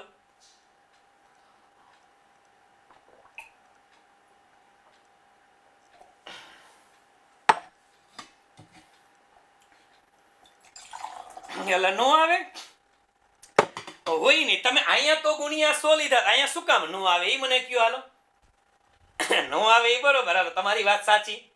શું કામ નો આવે? શું કામ નો આવે? Yes, exactly. કારણ કે તમે લોકોએ જ્યારે I ગણ્યો ને, I એટલે ઓલરેડી સૂચકાંક છે ભઈલા. I એટલે શું છે? આ ઓલરેડી સૂચકાંક છે ને I આવે એટલે એમાં ગુણ્યા 100 આવી ગયા હોય. અહીંયા I નથી વચ્ચે ક્યાંય, એટલે આમાં ગુણ્યા 100 નહોતા આવ્યા. એટલે કીરા આમાં ઓલરેડી શું હોય? આવી ગયા હોય. બરાબર છે? Okay, exactly. ચાલો, મગજમાં તો ઉતરે છે બાળકોને. ચાલો, ડેલી આશીર્વાદ ક્લિયર બધાના મગજમાં. તો આ વસ્તુ યાદ રાખજો કે આ ફિશરનો સૂચકાંક છે. આપણે પરીક્ષામાં મિત્રો આવા શબ્દ જ પૂછાય છે કે ફિશરનો સૂચકાંક છે, અથવા તો જુદા જુદા સૂચકાંકમાંથી આદર્શ સૂચકાંક કયો? તો ફિશરનો સૂચકાંક છે. અને બીજું લાસ્પેર અને પાસે બંનેના સૂચકાંકનો શું છે? આ ગુણોત્તર મધ્યક છે. એટલું આપણે યાદ રાખશું. બરાબર છે? આ ત્રણ મહાનુભાવો થયા. કયા? લાસ્પેર, પાસે અને ફિશર. હજી બે મહાનુભાવોના નામ તમને લોકોને આપું પહેલા, અને એ બે મહાનુભાવો એટલે કયા? ઓકે, નંબર 4 આવે છે માર્શલ એજવર્થ. કોણ આવે છે પહેલા? નંબર 4 આવે માર્શલ એજવર્થનો સૂચકાંક. કયો? માર્શલ એજવર્થનો સૂચકાંક. અને 5મો નંબર આવે ને મિત્રો, એ વ્યક્તિનું નામ છે ડોર્બિસ બાઉલી. કોણ છે? ડોર્બિસ બાઉલીનો સૂચકાંક. હવે આ વસ્તુ જે છે એ લોકો જેને કોલેજ કરેલી છે અને કોલેજની અંદર સૂચકાંક ભણ્યા છે એને ખબર કે લાસ્પેર પાસે ને ફિશર તો ઠીક છે, પણ માર્શલ એજવર્થ આવે અને ડોર્બિસ બાઉલી પણ આવે. પણ આ બંને છે બિચારા, કે આ બંને શું કર્યું ખબર છે? એને લીધો તો લાસ્પેર અને પાસેનો જ સૂચકાંક. એ બંને લાસ્પેરનો અને પાસેનો સૂચકાંક લીધો, પણ પોતાની રીતે મજા આવે અહીંયા સરવાળા બાદબાકી ગુણાકાર ભાગાકાર કર્યા. આ બેને ધ્યાનમાં નથી લેતા. એનું કારણ છે કે આ બે ચોરી કરવા વાળા. આને લીધા ખરા, પણ મજા આવે અહીંયા ફેરફાર કરી નાખ્યા, એટલે આ બંનેને કન્સિડર નથી કરવામાં આવતા. પણ નામ તો છે, પરીક્ષામાં પૂછાય. ગયા વખતે આ જ સવાલ હતો કે નીચેનામાંથી કયો સૂચકાંક નથી? તો ખબર તો હોય જોઈએ ને કે આ આવે, આનું નામ આવે, અને તમે લખો કે આ સૂચકાંકમાં નું આવે છે વહેલા સૂચકાંક. કોના? માર્શલ એજવર્થ અને ડોર્બિસ બાઉલી. માર્શલ એજવર્થ અને ડોર્બિસ બાઉલી શું થાય? તો કે અહીંયા I એટલે ઇન્ડેક્સ અને ME લખાય. શું લખાય? ME લખવાનું. હવે આને શું કર્યું? આને બેય એક જ વસ્તુ કરી છે. શું? એ બંને લીધો છે કયો? તો કે બેય સૂચકાંક લીધા, પણ કોના લીધા? તો કે બેયના લીધા. કોના? લાસ્પેરના અને પાસેના. તો આને શું કર્યું? તો પેલા લાસ્પેરનો સૂચકાંક મને લખાવો તો પહેલા. લાસ્પેરનો સૂચકાંક સિગ્મા શું આવે? P1 Q0 અને છેદમાં સિગ્મા P0 Q0. આ કોનો સૂચકાંક? લાસ્પેરનો થયો. હું બાજુમાં લખું છું પાસેનો સૂચકાંક સિગ્મા P1 Q1 છેદમાં સિગ્મા P0 Q1. બરાબર છે? કોનો સૂચકાંક થયો? આ પાસેનો થયો. બસ બેને પાસે પાસે લખ્યા. હવે કાંઈ નથી કરવાનું. જોજો, આ બેને આ રીતે કરી નાખ્યા. ઉપર સરવાળો, નીચે સરવાળો, ઉપર સરવાળો, નીચે સરવાળો, અને એને ગુણ્યા કર્યા 100. આ કોનું સૂત્ર છે? આ માર્શલ એજવર્થનું સૂત્ર છે. કોનું સૂત્ર છે? માર્શલ એજવર્થે શું કર્યું તો કે લાસ્પેર અને પાસેનો જ સૂચકાંક લીધો, પણ અંશને અંશમાં પ્લસ કર્યા અને છેદને છેદમાં પ્લસ કર્યા અને ગુણ્યા કર્યા 100 ગુણ્યા કર્યા 100 એટલે એને તમને મળ્યો સૂચકાંક. એટલે ખરેખર એક નામ છે, આ સૂત્ર યાદ રાખવાની જરૂર જ નથી ક્યારેય, સિવાય કે તમે સુપર ક્લાસ 1 ની પરીક્ષા આપો અને અહીંયા પૂછાય તો ઠીક છે. આપણે 189 84 માં ક્યાંય નહીં આવે, નામ યાદ રાખજો. પણ આવ્યું કઈ રીતે તમને સમજાવજો. પછી પાસે સોરી ડોર્બિસ બાવલી જે છે એનો સૂચકાંક ડીબી, એનો સૂચકાંક એટલે ડીબી. હવે એ શું કરે છે, એને આખી રકમ લીધી કૌંસમાં, પણ આગળ લીધા 1/3. શું લીધા? 1/3 લીધા. હવે એને શું કર્યું, એને કર્યું તો જ એને લીધો લાસ્પેરનો સૂચકાંક અને પાસેનો સૂચકાંક. તો લાસ્પેરમાં પેલા સિગ્મા p1 q0 છેદમાં સિગ્મા p0 q0. આ લાસ્પેર થયો. બાજુમાં લખવાના કોના? સિગ્મા p1 q1 છેદમાં સિગ્મા p0 q1 થયો લાસ્પેર અને પાસે. બસ હવે એને કર્યું કઈ નથી, આ બંનેને અલગ અલગ રાખી અને વચમાં પ્લસ કર્યા. આને શું કર્યા? બેયમાં અંશ અંશમાં પ્લસ અને છેદ છેદમાં પ્લસ. આને અંશ છેદ અલગ અલગ રાખ્યા અને પછી બેયનો સરવાળો કરી નાખ્યો. બસ સરવાળો કર્યા પછી જે આવે એને ગુણ્યા 100. જે આવે એને ગુણ્યા 100. આ કોનું સૂત્ર છે? પાસેનું સૂત્ર છે, ડોર્બિસ બાવલીનું સૂત્ર છે. પણ આપણે નામ પૂરતા યાદ રાખશું, બીજી કોઈ રિક્વાયરમેન્ટ નથી. બરાબર છે બધાના મગજમાં? તો લાસ્પેર, પાસે, ફિશર, માર્શલ એજવર્થ અને ડોર્બિસ બાવલી આ બધાના અલગ અલગ સૂત્ર છે.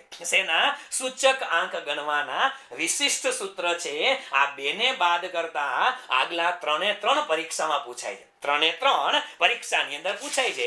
એટલે તમારા મગજમાં એકદમ ક્લિયર કટ આઈડિયા હોવો જોઈએ. બરાબર છે બધાના મગજમાં? તો આ વસ્તુ ક્લિયર. કયા સૂચકાંક? તો કે માથાકૂટ શેની હાલે છે ખબર છે? પેલા લશ્કર ક્યાં લડે છે? આ સૂચકાંકમાં લશ્કર લડે છે. અને સૂચકાંક એટલે શું છે? પેલા આધાર વર્ષની તુલનાએ, કોની તુલનાએ? આધાર વર્ષની તુલનાએ ચાલુ વર્ષમાં થતો સાપેક્ષ ટકાવારી ફેરફાર. કેવો? સાપેક્ષ એટલે ગુણોત્તર વાળો, ટકાવારીમાં થતો ફેરફાર. એટલે શું છે? એટલે એને સૂચકાંક કહેવાય. આગળ વધીએ આપણે અને આવો જ એક સરસ મજાનો સૂચકાંક છે ભઈલા. અને આ છેલ્લો સૂચકાંક એને કહેવાય છે જીવન નિર્વાહનો સૂચકાંક. શું કહેવાય છે? જીવન નિર્વાહનો સૂચકાંક. હવે એક ચોખવટ વચ્ચે કરી દઉં, કારણ કે આપણે જસ્ટ વેઇટ, થોડું ઓક્સિજન ગ્રહણ કરી લો.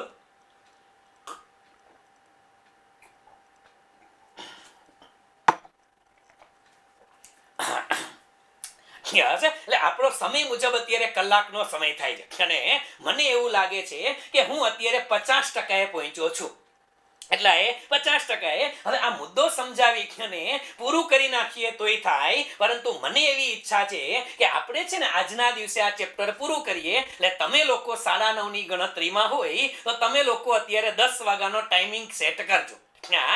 નિયર અબાઉટ 10 વાગ્યાની આડે ગાડે, કારણ કે હજી એકાદ કલાક જેવું મારે જોશે. 30 જેટલા MCQ છે, MCQ ની અડધી કલાક એક્સ્ટ્રા છે. એટલે 9:30 પૂરું કરીએ અને MCQ રહી જાય એવું નહીં કરીએ કે આપણે MCQ ને સાથે સાથે સોલ્વ કરી લેશું. એટલે અભિપ્રાય નથી માંગ્યો તમારો કે આ તમે બેસશો કે નહીં બેસો. હું તમને સૂચના આપું છું કે આપણે લોકો હવે કલાક હજી બેસવાના છીએ. બરાબર છે? એટલે તમારા જે ટાઈમ ટેબલ આડાવડા ગોઠવવાના હોય એ ગોઠવી નાખજો. ચાલો તૈયો શું છે પેલા? જીવન નિર્વાહનો સૂચકાંક. કોને કહેવાય જીવન નિર્વાહનો સૂચકાંક? તો એકદમ સરળ ભાષામાં કહું કે સમાજના કોઈ પણ વર્ગના લોકો, સમાજના કોઈ પણ વર્ગના લોકો છે. હવે સમજો, અહીંયા એક શબ્દ પકડી લઈ. યસ, સમાજના કોઈ પણ વર્ગનો, સમાજના કોઈ પણ વર્ગના લોકોનો, કોઈ પણ વર્ગના લોકોનો આધાર વર્ષની તુલનાએ, કોની તુલનાએ? સીધો એક જ શબ્દ, આધાર વર્ષની તુલનાએ ચાલુ વર્ષે, આધાર વર્ષની તુલનાએ ચાલુ વર્ષે જીવન નિર્વાહ ખર્ચમાં થતો, શેમાં? જીવન નિર્વાહ ખર્ચમાં થતો કેવો?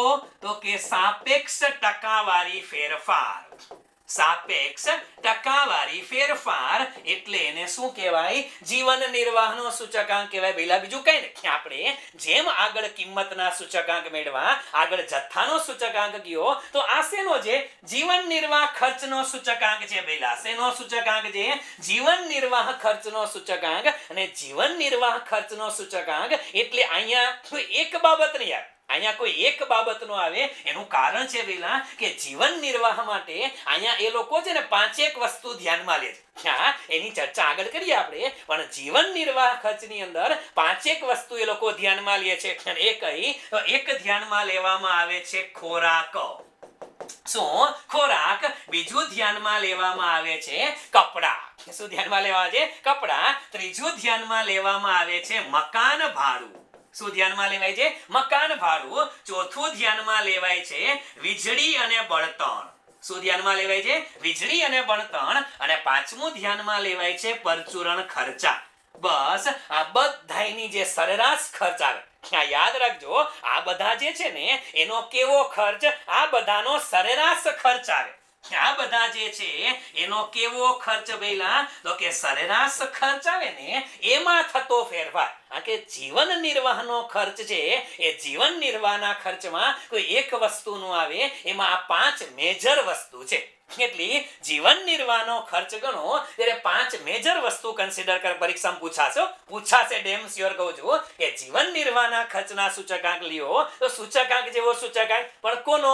કિંમતનો નથી. કોનો છે? જીવન નિર્વાહના ખર્ચનો સૂચકાંક છે. પૂરું થઈ ગયું પેલા. અને આમાં આ વસ્તુ ભલે ધ્યાનમાં લઈ, પણ આપણે સૂચકાંક લેવાનો કઈ રીતે? તો સિમ્પલ વસ્તુ છે કે જીવન નિર્વાહના ખર્ચનો સૂચકાંક લ્યો તો I બરાબર શું લેવાનો? પહેલા અંશમાં લખવાનો ચાલુ વર્ષનો ખર્ચ. શું લખવાનો? અંશમાં ચાલુ વર્ષનો ખર્ચ. અને છેદમાં લખવાનો કયો? તો કે આધાર વર્ષનો ખર્ચ. કયો લેવાનો? પહેલા આધાર વર્ષનો ખર્ચ. અને એને ગુણ્યા શું કરવાના? શું કરવાના? અંશમાં ચાલુ વર્ષનો ખર્ચ, છેદમાં આધાર વર્ષનો ખર્ચ ને ગુણ્યા 100. એટલે કયો સૂચકાંક મળે? પહેલા આ તમને જીવન નિર્વાહ ખર્ચનો સૂચકાંક મળે. શેનો સૂચકાંક મળે? જીવન નિર્વાહ ખર્ચનો. તો આટલી વસ્તુ મગજમાં રાખવાની. જીવન નિર્વાહ ખર્ચનો સૂચકાંક છે એ ધ્યાનમાં રખાય. હવે 2-3 બાબતો છે એ જ્યારે મિત્રો આ જીવન નિર્વાહ ખર્ચનો સૂચકાંક તમે ગણો છો ત્યારે 2-3 બાબતો અગત્યની છે, જે આપણે હું અહીંયા સ્ટાર કરીને લખું છું. પરીક્ષામાં પૂછાશે કે જીવન નિર્વાહ ખર્ચનો સૂચકાંક ગણે તો બટ ઓબ્વિયસ છે. આપણે કીધું કે 5 મેજર વસ્તુ ધ્યાનમાં લઈએ. કે 5 મેજર વસ્તુ? ખોરાક, કપડા, મકાન ભાડું, વીજળી, બળતણ, પરચુરણ ખર્ચા. આ બધી વસ્તુનો ભાવ કેટલો વધ્યો? ખોરાકનો ભાવ કેટલો વધ્યો? કપડાનો ભાવ કેટલો વધ્યો? તો ભાવમાં વધારો તો થયો છે, કારણ કે ભાવ વધે તો જ છેલ્લે ખર્ચો વધે. કારણ કે ભાવ અને જથ્થો વધે કે ન વધે? ભાવ વધે એટલે તમારો ખર્ચ વધે છે. તો ભાવમાં વધારો થયો તો આ ભાવ ક્યાંથી લેવો? યાદ રાખજો મિત્રો કે જીવન નિર્વાહનો સૂચકાંક ગણતરી કરવા માટે જે ભાવ છે ને એ વસ્તુના છૂટક ભાવ ધ્યાનમાં લેવાય. કેવા? વસ્તુના છૂટક ભાવ છે એને ધ્યાનમાં લેવાય છે. આ પહેલી વસ્તુ યાદ રાખશું. જ્યારે જીવન નિર્વાહનો સૂચકાંક ગણો ત્યારે વસ્તુના કેવા ભાવ ધ્યાનમાં લેવાના? છૂટક ભાવ ધ્યાનમાં લેવાના. કેવા ભાવ ધ્યાનમાં લેવાના? છૂટક ભાવ ધ્યાનમાં લેવાના. આ પરીક્ષામાં શબ્દ પૂછાય છે કે જીવન નિર્વાહના સૂચકાંકમાં ભાવ કયા ધ્યાનમાં લેવાય? છૂટક ભાવ. કેવા ભાવ? છૂટક ભાવ. બરાબર છે? આટલી વસ્તુ. એક વસ્તુ આ યાદ રાખશું. બીજી વસ્તુ, ભાવ તો લીધા. હવે ભાવ લીધા, આપણે કીધું કે એને સરેરાશ લેવાની છે. ભાઈ ભાવ છે એની સરેરાશ લેવાની છે. તો એક વસ્તુ કહું કે જીવન નિર્વાહનો સૂચકાંક ગણો ને ત્યારે આદર્શ સરેરાશનું માપ કયું? આપણે બધાને ખબર છે કે સરેરાશના જે જુદા જુદા માપ છે એની અંદર ધ બેસ્ટ સરેરાશનું માપ કયું? એ ગુણોત્તર મધ્યક છે. આ યાદ રાખજો કે સરેરાશનું આદર્શ સરેરાશ કઈ છે? પહેલા આ પણ પરીક્ષામાં પૂછી શકાય કે કોઈ પણ ગણતરી કરો ત્યારે આદર્શ સરેરાશ કોને કહેવાય? તો કે ગુણોત્તર મધ્યકને. કોને કહેવાય? ગુણોત્તર મધ્યકને. પણ ગુણોત્તર મધ્યક છે પેલા એ ગણતરી કરવામાં અઘરું છે. અઘરું છે એટલા માટે, યાદ રાખજો, અઘરું છે એટલા માટે પ્રચલિત સરેરાશ. કેવી સરેરાશ? પહેલા પ્રચલિત સરેરાશ એટલે કઈ? તો કે પ્રચલિત સરેરાશ ભારિત સરેરાશ છે. કેવી સરેરાશ છે? ભારિત સરેરાશ છે. એટલે પ્રચલિત એટલે કઈ? જેને ઉપયોગમાં લેવામાં આવે છે. જીવન નિર્વાહનો સૂચકાંક ગણે, જીવન નિર્વાહનો સૂચકાંક ગણીએ ત્યારે સરેરાશ કેવી ધ્યાનમાં લઈએ છીએ? ભારિત સરેરાશ. કેવી ધ્યાનમાં લઈએ છીએ? ભારિત સરેરાશ. એટલે સોરી હવે ઓકે, જે આદર્શ માપ છે એ કયું છે? એ ગુણોત્તર મધ્યક છે.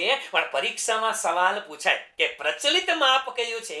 તો પ્રચલિત એટલે કયું? ભારિત સરેરાશ. અને ગણતરીમાં ધ્યાનમાં કયું લેવાય? ભારિત સરેરાશ માપ છે એ ધ્યાનમાં લેવામાં આવે છે. આટલી આપને ખબર હોવી જોઈએ. શેના માટે પેલા આ કથા કોના હાટું થાય છે? જીવન નિર્વાહના ખર્ચનો સૂચકાંક. એમાં બે બાબતો યાદ રાખવાની કે આમાં વસ્તુઓ જે છે એના 5 ભાગ પાડે છે. ભાવ જે છે એ છૂટક લે છે અને પ્લસમાં વધારામાં થોડુંક જે સરેરાશ છે કઈ ધ્યાનમાં લેવાની? પ્રચલિત એટલે કે ભારિત સરેરાશના આધારે ગણતરી કરવામાં આવે છે. આટલી વસ્તુ આપણા મગજમાં એકદમ ક્લિયર કટ હોવી જોઈએ. બરાબર છે? હવે બે વસ્તુ છે. પછી શું કરે કે અહીંયા છે ને મિત્રો એ વસ્તુઓને ભાર આપવામાં આવે છે. શું આપવામાં આવે છે? વસ્તુઓને ભાર આપવામાં આવે છે. હવે વસ્તુ વેઇટેજ તો આપો ને. શું કામ? કે આજ માની લ્યો આજ મારા ઘરમાં જે ખર્ચો થાય છે, ટોટલ ખર્ચો, મારા ખોરાકનો ખર્ચો, કપડાનો ખર્ચો, મકાન ભાડાનો ખર્ચો, વીજળી બિલનો ખર્ચો અને બળતણનો પરચુરણ ખર્ચા, આ બધા ખર્ચા છે એ મારા માટે અલગ હશે, તમારા માટે અલગ હોય. શું કામ? એનું કારણ છે કે અમુક લોકો ગરીબ લોકો છે તો ગરીબ લોકો માટે ખોરાક કપડા જે છે એ સૌથી વધુ ભાર હોય. શું કામ? કે એ લોકોનો સૌથી વધુ ખર્ચો શેમાં થાય? ખોરાક અને કપડા. ખોરાક માટે થતો હોય. પછી જેમ જેમ વર્ગ આગળ જાય, જેમ જેમ લોકો શ્રીમંત બને એમના કપડાના ખર્ચા વધે, એમના મકાન ખર્ચના ખર્ચા વધારે હોય, ખાવાના ખર્ચા ઓછા હોય. એટલે દરેક વર્ગ છે ને મિત્રો એના માટે ખર્ચ અલગ અલગ અને અલગ અલગ હોય ને એટલે એને ભાર આપવા પડે. દરેક વસ્તુને ખાધા ખોરાકીને કેટલો ભાર આપવો, કપડાને કેટલો ભાર આપવો, વીજળી બળતણને કેટલો ભાર આપવો, એ ભાર આપવાની રીત છે. અને આ જે ભાર આપવાની રીત છે એમાં ભાર બે છે. એટલા જે બે ભાર છે. એક ભારને કહેવાય છે ગર્ભિત ભાર. કયો ભાર કહેવાય છે? ગર્ભિત ભાર. અને બીજો ભાર છે ને એને કહેવાય છે સ્પષ્ટ ભાર. કેવો કહેવાય છે? સ્પષ્ટ ભાર. હવે ગર્ભિત ભાર એટલે ભાઈ જેને તમે આંકડામાં માપી ના શકો. ગર્ભિત ભાર એટલે કેવો?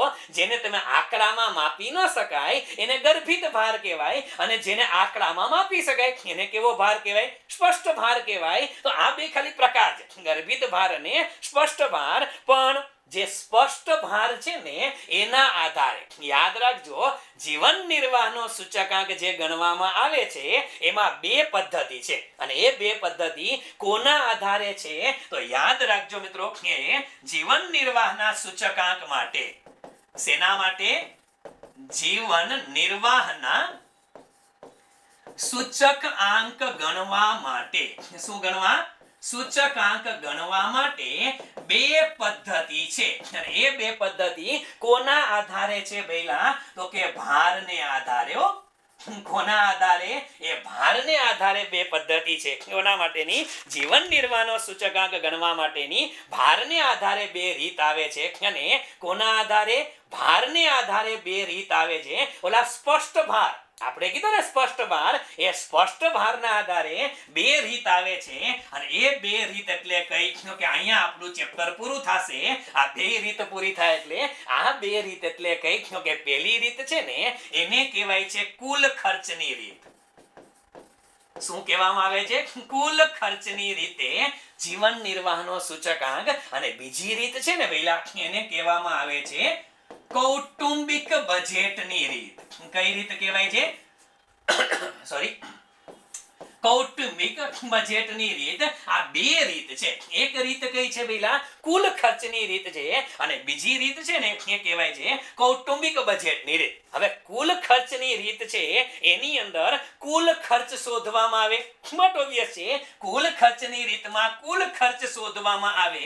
અને કુલ ખર્ચ શોધવા માટે વળી પાછા બે ભાગ પડે. યાદ રાખજો, જીવન નિર્વાહના સૂચકાંકમાં બે ભાગ, એક કુલ ખર્ચની રીત અને બીજી કઈ? કૌટુંબિક બજેટની રીત છે. હવે એમાં જે કુલ ખર્ચની રીત છે એમાં બે ભાગ, કુલ ખર્ચ માટે બે ભાગ. અને કઈ રીતે કુલ ખર્ચ શોધાય ખબર છે? પેલો ભાગ એમ કહે છે, શબ્દ સમજજો, પહેલો ભાગ એમ કહે છે કે કુલ ખર્ચ શોધવા માટે આધાર વર્ષનો જથ્થો લ્યો. કયો? આધાર વર્ષના જથ્થાને આધારે. કોના આધારે? આધાર વર્ષના જથ્થાને આધારે કુલ ખર્ચ શોધો. અને બીજો પ્રકાર એવું કહે છે ભઈલા કે ચાલુ વર્ષના જથ્થાને આધારે. કોના આધારે? ચાલુ વર્ષના જથ્થાને આધારે કુલ ભાર શોધો. મગજમાં આવવું જોઈએ ભઈલા કે આધાર વર્ષના જથ્થાને આધારે કુલ ખર્ચ શોધવામાં આવે તો મને જરાક કોમેન્ટ બોક્સમાં કયો ભઈલા. કેવું પડે કે આધાર વર્ષના આધારે તમે ગણતરી કરો તો કોઈ યાદ આવે તમને મહાનુભાવ? કોઈ મહાનુભાવ યાદ આવે તો મને કયો. યસ, આધાર વર્ષના જથ્થાને આધારે કોઈ મહાનુભાવ યાદ આવે? એક્ઝેક્ટલી માત્ર ખાલી એલ પી કે એફ લખો તોય ચાલશે. એલ પી કે એફ. યસ, કોણ આવે ભઈલા? એક્ઝેક્ટલી બેટા આવે કોણ? લાસ્ટ આવે. કોણ આવે? લાસ્ટ. અને તો શું કહેવાય? ચાલુ વર્ષનો કુલ ખર્ચ શું ગોતવાનું છે? કુલ ખર્ચ શોધવાનો છે ભઈલા. અને કુલ ખર્ચ શોધવાનો હોય ને તો શું કરાય? તો કે અહીંયા તમારે ધ્યાનમાં લેવાનું સિગ્મા પી અને ક્યુ તો છે. સિગ્મા પી અને ક્યુ છે. P1 ક્યુ P0 તો છે. અહીંયા જથ્થો કયો લેવાનો? આધાર વર્ષનો લેવાનો. અને તમને સૂચકાંક એટલે ગુણ્યા 100 તો આવે. પણ આ રીત એટલે કઈ થઈ ભઈલા? આ થઈ લાસ્ટ ની રીત. એ રીત થઈ લાસ્ટ ની રીત. અને અહીંયા ચાલુ વર્ષે ગણો છો તો ચાલુ વર્ષ એટલે કોણ આવે ભઈલા? પાસે આવે. એટલે શું કરવાનું? તો કે સિગ્મા P1 અને છેદમાં સિગ્મા P0 તો છે. હવે અહીંયા Q માં બે 1 1 કરી નાખવાના અને ગુણ્યા 100 એટલે પાસે. કઈ રીત છે આ? પાસેની રીત છે. એટલે ભઈલા જીવન નિર્વાહનો સૂચકાંક ગણો. કયો ગણો? જીવન નિર્વાહનો સૂચકાંક ગણો. એમાં કુલ ખર્ચની રીતમાં બે, આધાર વર્ષને આધારે લાસ્ટ ની રીતે અને ચાલુ વર્ષના આધારે પાસેની રીત જ છે. બીજું કાંઈ નથી. બીજું કાંઈ નથી. એટલે આ તો કોમન છે. પણ મોટા ભાગે જીવન નિર્વાહનો સૂચકાંક ગણાય છે. એ ગણાય છે કોના આધારે? કૌટુંબિક બજેટની રીતે. કઈ રીતે? કૌટુંબિક બજેટની જે રીત છે એ મોટા ભાગે આ સ્વીકાર્ય છે. આ રીત છે ને એ વધારે સ્વીકાર્ય છે એમ લખવું. બરોબર છે? કઈ રીત? કૌટુંબિક બજેટની રીત છે. હવે કૌટુંબિક બજેટની રીતમાં જે મેં કીધું ઓલા જુદા જુદા ખર્ચા કયા? ખોરાકના, કપડાના, વીજળી બળતણના, મકાન ભાડાના અને પરચુરણ, ઈ પાંચે પાંચ ખર્ચને ભાર અપાય. શું અપાય? એને ભાર અપાય. અને આ પદ્ધતિ એટલે શું ખબર? એકદમ સરળ શબ્દોમાં તમને કહું કે અહીંયા ઇન્ડેક્સ એટલે શું આવે ખબર છે? સિગ્મા IW અને છેદમાં સિગ્મા W. પૂરું થઈ ગયું ભઈલા. સિગ્મા IW અને છેદમાં સિગ્મા W. વાત પૂરી. સિગ્મા IW અને સિગ્મા W. ભઈલા આના ઉપરથી મગજમાં કઈ બેસે કે અહીંયા તમને મગજની અંદર અને શું બેસે કે સિગ્મા IW છે અને સિગ્મા W છે. તો W એટલે તો બધાને ખબર છે. W એટલે શું લેવાનો? તો કે ભાર લેવાનો. W એટલે વેઇટેજ. તમે કોને કેટલો વેઇટેજ આપો છો? કપડાને, ખાધા ખોરાકીને, બળતણને, એ ભાર લેવાના. I એટલે શું લેવાના? તો યાદ રાખજો I એટલે ઇન્ડેક્સ છે. I એટલે શું છે? અહીંયા ઇન્ડેક્સ છે એટલે કે કિંમત છે. અને યાદ રાખો હજી આના ઉપરથી લઈ જાઓ. આના ઉપરથી લઈ જાઓ તમને કે I એટલે ઇન્ડેક્સ નંબર આવે ને. હું તમને કહું હજી આનું પોસ્ટમોર્ટમ કરાવું. આનું પોસ્ટમોર્ટમ કરાવું કે સિગ્મા IW આટલું ક્લિયર અને સિગ્મા W આ બધું બરોબર. હવે ખાલી વિચારો કે સિગ્મા જે IW છે હવે એમાં W એટલે ભાર. W એટલે ભાર. અને કૌટુંબિક બજેટની રીત છે ને ભઈલા એમાં ભાર કયો લેવાય છે? તો કે કૌટુંબિક બજેટની અંદર ભાર લેવાય છે એ કયા વર્ષનો? એ આધાર વર્ષનો લેવાય છે. કૌટુંબિક બજેટની અંદર ભાર કયો લેવાય છે? તો કે આધાર વર્ષનો ભાર. એવો ભાર લે છે, આધાર વર્ષનો ભાર લે છે. હવે જુઓ તો એક આપણે આટલું બધું ડેપ્થમાં જવાનું નથી પણ આ તો આવ્યો છે તો લગે હાથ 2 મિનિટ વાતો કરી નાખીએ આપણે. બરાબર? શું હતું? હવે મને ખાલી કયો. હવે હું કરું છું I. સમજો અહીંયા I બરાબર એક વસ્તુ કીધી સિગ્મા IW. શું લખ્યું આપણે? Sigma IW. તો આ હું સિગ્મા લખું. હવે જરાક આને હું કાઉન્સમાં કરી નાખું. I જે છે I એટલે ઇન્ડેક્સ. I એટલે ઇન્ડેક્સ. અને શેનો? કિંમત જ લેવી પડે. કિંમત લેવી હોય તો અહીંયા શું લખવાનું? P1 P0. આટલું તો થાય.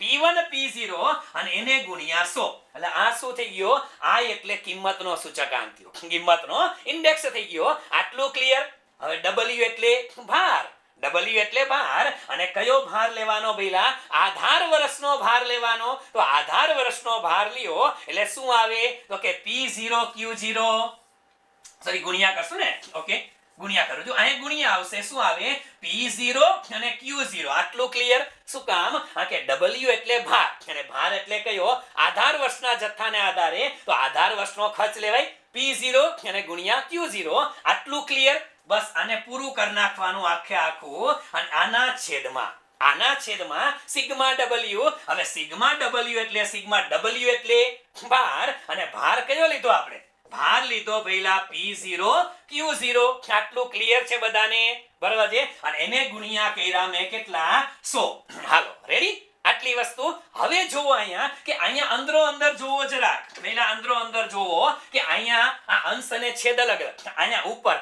અંશમાં બે છે અંશ અને છેદ હતા આ છેદમાં P0 છે અહીંયા અંશમાં P0 છે મેં ઉડાડ્યા મેં અંશ અને છેદના P0 ઉડાડ્યા તો હવે અંશમાં શું વૈધા આગળ સિગ્મા પછી આ P1 અને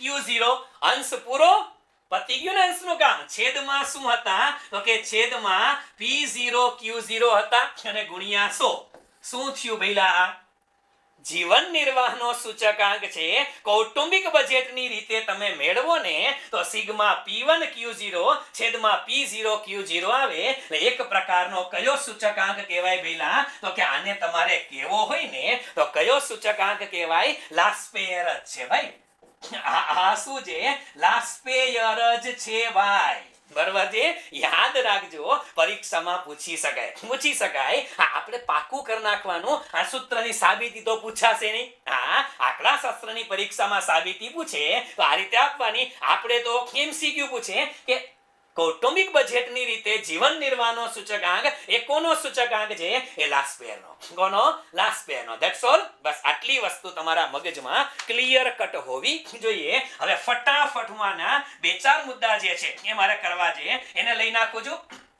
એ જીવન નિર્વાહનો સૂચકાંક છે એની ઉપયોગિતા શું ફટાફટ માત્ર લખી નાખું છું કે આની અંદર બીજું કઈ કરવાની જરૂરિયાત નથી ક્યાં ઉપયોગમાં આવે જીવન નિર્વાહનો સૂચકાંક તો પહેલા પગાર નક્કી કરવા સેના માટે પગાર માટે બોનસ માટે અને ઘણી વખત સેના માટે તો કે મોંઘવારી ભથ્થા માટે સેના માટે પહેલા મોંઘવારી ભથ્થા માટે કોઈ પણ ને ડીએ ચૂકવો ને ડિયરનેસ અલાઉન્સ એમાં કોણ ઉપયોગી છે એમાં જીવન નિર્વાહનો સૂચકાંક ઉપયોગી છે આટલું યાદ રાખશું આપણે બીજી વસ્તુ કે કોઈ પણ વસ્તુ છે સરકારને નિર્ણય લેવા માટે કોને તો કે સરકારને નિર્ણયો લેવા માટે અને નિર્ણયો લેવા એટલે કેવા તો કે બે પ્રકારના નિર્ણયો કઈ વસ્તુ ઉપર કરવેરા કેટલા નાખવા કરવેરાના નિર્ણયો લેવા માટે અને બીજું કઈ વસ્તુ ઉપર કેટલો ભાર આપવો અથવા તો કઈ વસ્તુ જે છે એને અંકુશ મુક્ત કરવી કરવેરાના નિર્ણયો અને વસ્તુ અંગેના નિર્ણયો વસ્તુને અંકુશ મુક્ત કરવી એ સાવ દેશી ભાષામાં કહો કે સરકાર જે સરકાર આપને ખબર છે ઓલી રાશન કાર્ડની દુકાને શું આપે ભાઈ અનાજ આપે ઘઉં આપે ચોખા આપે સમજો તમને રાશન કાર્ડની દુકાને ઘઉં આપે છે ચોખા આપે છે ખાંડ આપે છે ઘણી વખત કેરોસીન આપે છે આ બધું આપે એટલે હવે તો કેરોસીન નથી મળતું પણ આપતા હતા શું કામ આ જીવન નિર્વાહની વસ્તુ હતી ક્યારેય તમે એવું સાંભળ્યું કે રાશન કાર્ડની દુકાને તમને લોકોને તો કે રાશન કાર્ડની દુકાને ટીવી આપે ફ્રીજ આપે વોશિંગ મશીન આપે અલિયા ન આપે કારણ કે જીવન જરૂરિયાતમાં ન આવે સમજે સરકાર આ ડિસિઝન શેના આધારે લે એ જીવન નિર્વાહના સૂચકાંકને આધારે બરાબર છે એટલે આટલી વસ્તુ યાદ રાખશું અને બીજું લોકોની ખરીદ શક્તિમાં થતા ફેરફાર શેમાં ભઈલા તો કે લોકોની ખરીદ શક્તિમાં થતા ફેરફાર ખરીદ શક્તિમાં થતા ફેરફારો છે ને ભાઈ એ માપવા માટે પણ શું ધ્યાનમાં લેવાય છે સૂચકાંક ધ્યાનમાં લેવાય છે અને last but not the least લોકોને જીવન ધોરણ સુધારવા લોકોનું જીવન ધોરણ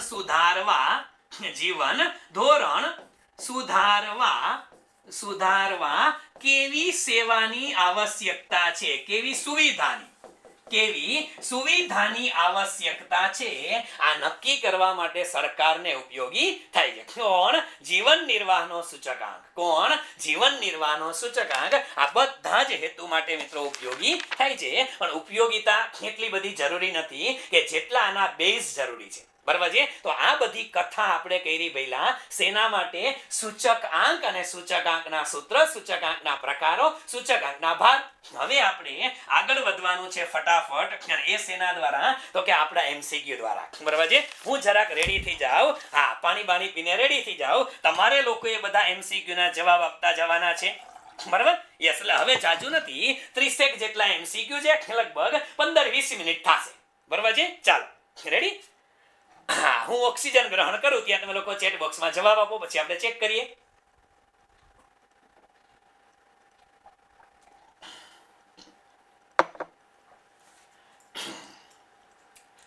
યસ, ચાલો, વેરી ગુડ. ખાલી આ બધાનો જવાબ સી આવે છે. હોય કે એમાં જીયા શું છે? શું? ચલ રાશિની કિંમતમાં થતા લાંબા ગાળાના ફેરફારોની સરખામણી માટે. વાહ, પેલો જ સવાલ ધમાકેદાર છે ભઈલા. લાંબા ગાળાના ફેરફારોની સરખામણી કરવી હોય તો કઈ રીત આવે?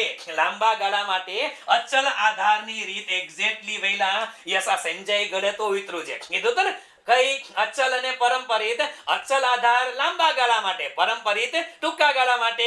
રેડી? ચાલો, હાલો. લાસ્પેરના સૂચકાંકની ગણતરીમાં કયો વપરાશ ધ્યાનમાં લેવાય છે? ફટાફટ આવડે ભઈલા. લાસ્પેરમાં કયો વપરાશ ધ્યાનમાં લેવાય? ભાઈ, આધાર વર્ષનો જથ્થો. કયો? જથ્થો એટલે વપરાશ કહેવાય. ક્યાં? આ જથ્થો એટલે ક્વોન્ટિટી, વપરાશ બે એક જ. જોજો, આ ભૂલી જાતા નહીં. આ જથ્થો બરાબર વપરાશ. ક્લિયર? ઓકે, ડન છે. ચાલો, ફાવે છે એમ તો વાંધો નથી. હાલો, ફટાફટ નંબર 3. જીવન નિર્વાહના સૂચકાંકની રચનામાં કયા ભાવ ધ્યાનમાં લેવાય છે? ચાલો, જીવન નિર્વાહના સૂચકાંકની રચનામાં કયો ભાવ ધ્યાનમાં લેવાય? હમણાં વાત કરી. એક્ઝેક્ટલી બેટા. વાહ, શું વાત છે યાર. ધમાકેદાર તૈયારી ચાલે છોકરાઓ. હા, મને લાગે છે કે 1.5 કલાકમાં, મને એવું લાગતું હતું કે 1.5 કલાક લાંબુ સેશન ખેંચ્યું એક જ ટુકડા, અને વચ્ચે કઈ પાછા રિલેક્સ તો તમને કહી રહ્યા હતા, એટલે મને એમ કે અડધા મૂર્છા આવી ગઈ છે, પણ હાલે છે, વાંધો નથી યાર. ચાલો, કયો જવાબ આવે? ડી. ડન છે. હાલો, આગળ વધીએ ફટાફટ. આગલા દાખલા અમુક સમજાવવા જેવા પ્રશ્ન છે, એમાં સમય લાગશે. ચાલો ફટાફટ. કૌટુંબિક બજેટની રીતમાં વસ્તુનું કયું ખર્ચ ભાર તરીકે લેવામાં આવે છે? કૌટુંબિક બજેટમાં. શેમાં પહેલા? કૌટુંબિક બજેટની અંદર કયું ખર્ચ આવે? કયું ખર્ચ આવે? કૌટુંબિક બજેટની રીતમાં કયું ખર્ચ આવે? આધાર વર્ષનું ખર્ચ. શું કામ ને ભઈલા? તો આપણે કીધું તું ને, શું કીધું તું? તો કે સિગ્મા P1 Q0. આ ખર્ચ જે છે એ કયું ખર્ચ હતું? આધાર વર્ષનું ખર્ચ હતું. કેવું હતું? આધાર વર્ષનું ખર્ચ હતું. P0 Q0 આધાર વર્ષનું ખર્ચ હતું. અને ખર્ચ એટલે શું થાય ભઈલા? તો કે કિંમત ગુણ્યા જથ્થો. કિંમત ગુણ્યા જથ્થો એટલે એને શું કહેવાય? એટલે એને ખર્ચ કહેવાય. બરાબર છે? ઓકે, ચાલો, ડન છે. આગળ લઈએ. ચાલો, સૂચકાંકની રચનામાં કઈ સરેરાશ શ્રેષ્ઠ સરેરાશ ગણવામાં આવે છે? ચાલો, શ્રેષ્ઠ સરેરાશ કઈ? શ્રેષ્ઠ સરેરાશ એટલે ચોટી ગયું કે શું? હવે જવાબ આવ્યા. ચાલો, શ્રેષ્ઠ સરેરાશ. આ છોકરા કે છે કેમેરા સામું તો જોવો, અલિયા ચેટ બોક્સમાં જો ને જવાબ આપે બાળકો. બરાબર? શ્રેષ્ઠ સરેરાશ આવે તો કઈ આવે ભઈલા? ગુણોત્તર મધ્યક આવે. બરાબર છે? ચાલો, કયો સૂચકાંક? સૂચકાંક કયો સૂચકાંક લોકોના જીવન ધોરણનો ખ્યાલ આપે છે? ચાલો, જીવન ધોરણનો ખ્યાલ તો કયો આપે ભઈલા? એ જીવન નિર્વાહનો સૂચકાંક જ આપે ને. આ કોમન સેન્સ નો પ્રશ્ન છે. બરાબર છે? ચાલો, ડન. વધીએ આગળ. નેક્સ્ટ. એક વસ્તુનો ભાવ આધાર વર્ષની સરખામણીમાં ચાલુ વર્ષમાં 4.5 ગણો વધે તો સૂચકાંક કેટલો થાય? ચાલો, હવે કયો? હવે કયો છે? આ પ્રશ્ન જ્યારે મેં પોલમાં મૂક્યો આપણી ટેલિગ્રામ ચેનલની અંદર, ત્યારે 80% 70% લોકોનો ખોટો જવાબ હતો. 70% ખોટો જવાબ હતો. હવે સાચો આવડી જાય. બરાબર? કેટલો આવે ભાઈ? આવે સી જવાબ 550. શું કામ? આધાર વર્ષની સરખામણીમાં ચાલુ વર્ષમાં 4.5 ગણો વધારો થયો. તો ભઈલા, જે આધાર વર્ષ હતો એના તો 100 ગણવાના ને. આધાર વર્ષના 100 અને આના ગણા વધ્યા. આધાર વર્ષના 100 અને વધારો 4.5 ગણો એટલે 450 વધે તો કુલ થાય કેટલા? 550 થાય બોલા. હા, અને આ સવાલ જુદી જુદી એક્ઝામિનેશનમાં 2-3 વખત પૂછાણો છે કોમર્સની એક્ઝામમાં. યાદ રાખજો, 4.5 ગણો વધારો. વધારો એટલે 100 કરતા જે વધે એને વધારો કહેવાય બોલા. ઓકે, ચાલો હવે જો આધાર વર્ષ 2005 નો સૂચકાંક સાપેક્ષમાં 2016 માં નાણાંની ખરીદ શક્તિ 0.75 હોય તો 2016 માટે સૂચકાંક કેટલો હોય? ખરીદ શક્તિ 0.75 થઈ. હવે મને કયો જે વેલા તમારી ખરીદ શક્તિ ખરીદ શક્તિ કહું છું, ખરીદ શક્તિ 0.75 થઈ ગઈ તો સૂચકાંક કેટલો હોય? ખરીદ શક્તિ તમારી ઘટે છે વહેલા, આ એક યાદ રાખો, ખરીદ શક્તિ ઘટે ને તો સૂચકાંક વધ્યો.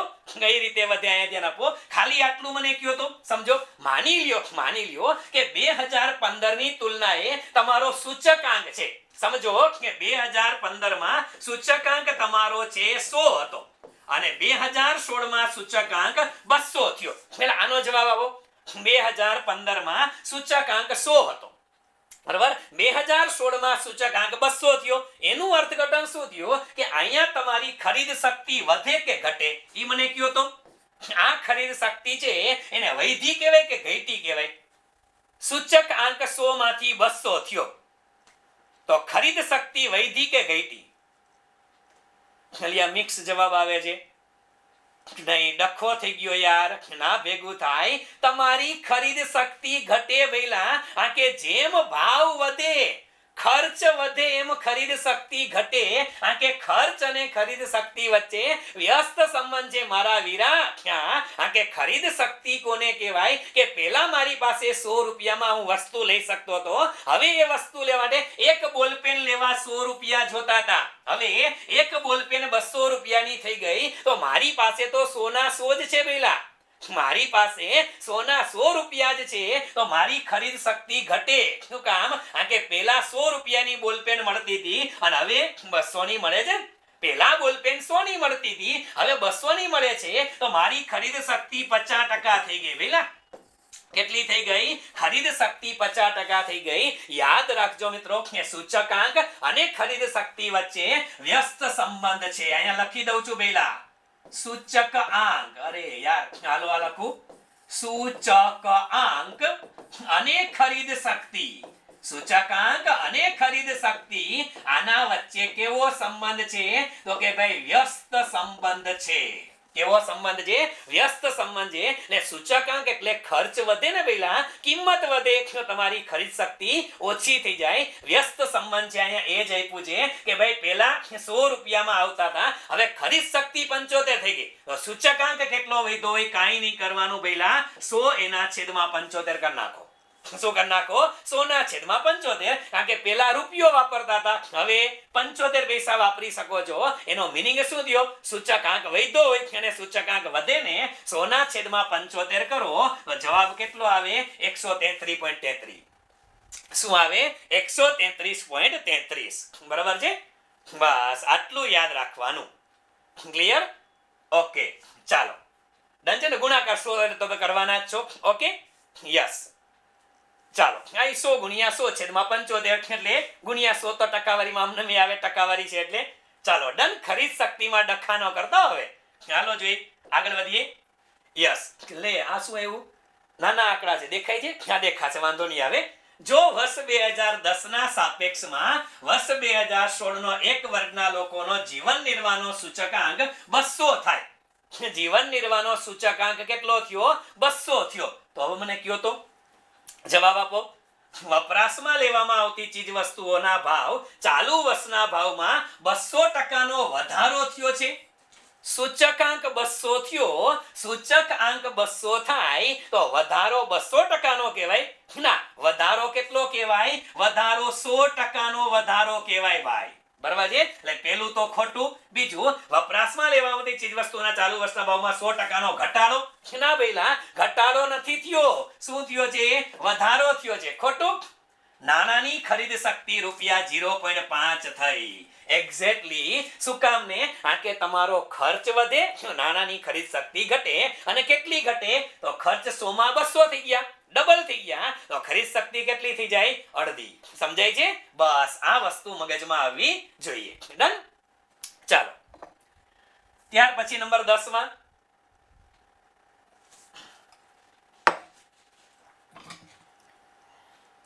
ચાલો, નંબર 10. નંબર 10 શું કીધું છે? જો IP બરાબર IF હોય, લે અહીંયા શું કીધું? પેલા પાસે એટલે ફિશર હોય. જો પાસે એટલે ફિશર હોય તો આમાં સાબિતીમાં આપણે નહીં પડીએ. જો પાસે એટલે ફિશર હોય ને તો ભાઈ લાસ્ટ પેર એટલે ફિશર જ થાય. બરાબર છે? ત્રણેય કેવા થઈ જાય? સરખા થઈ જાય. આની સાબિતી આપણે નહીં પડી, પણ આટલું ખાલી યાદ રાખજો. બરાબર? ચાલો આગળ. જો 2013 માટે એક વર્ષના કુટુંબની ખર્ચપાત્ર સરેરાશ આવક 20,000 હોય. ચાલો, કયા વર્ષ માટે? 2013 માટે. હવે કીધું કે 2013 ના વર્ષના આધારે 2015 ના વર્ષ માટેનો જીવન નિર્વાહનો સૂચકાંક કેટલો થયો? 130 થયો. કેટલો? 130 થયો. તો 2015 ના વર્ષ માટે આ કુટુંબની ખર્ચપાત્ર આવક કેટલી હોય? ચાલો ગણો જોઈ.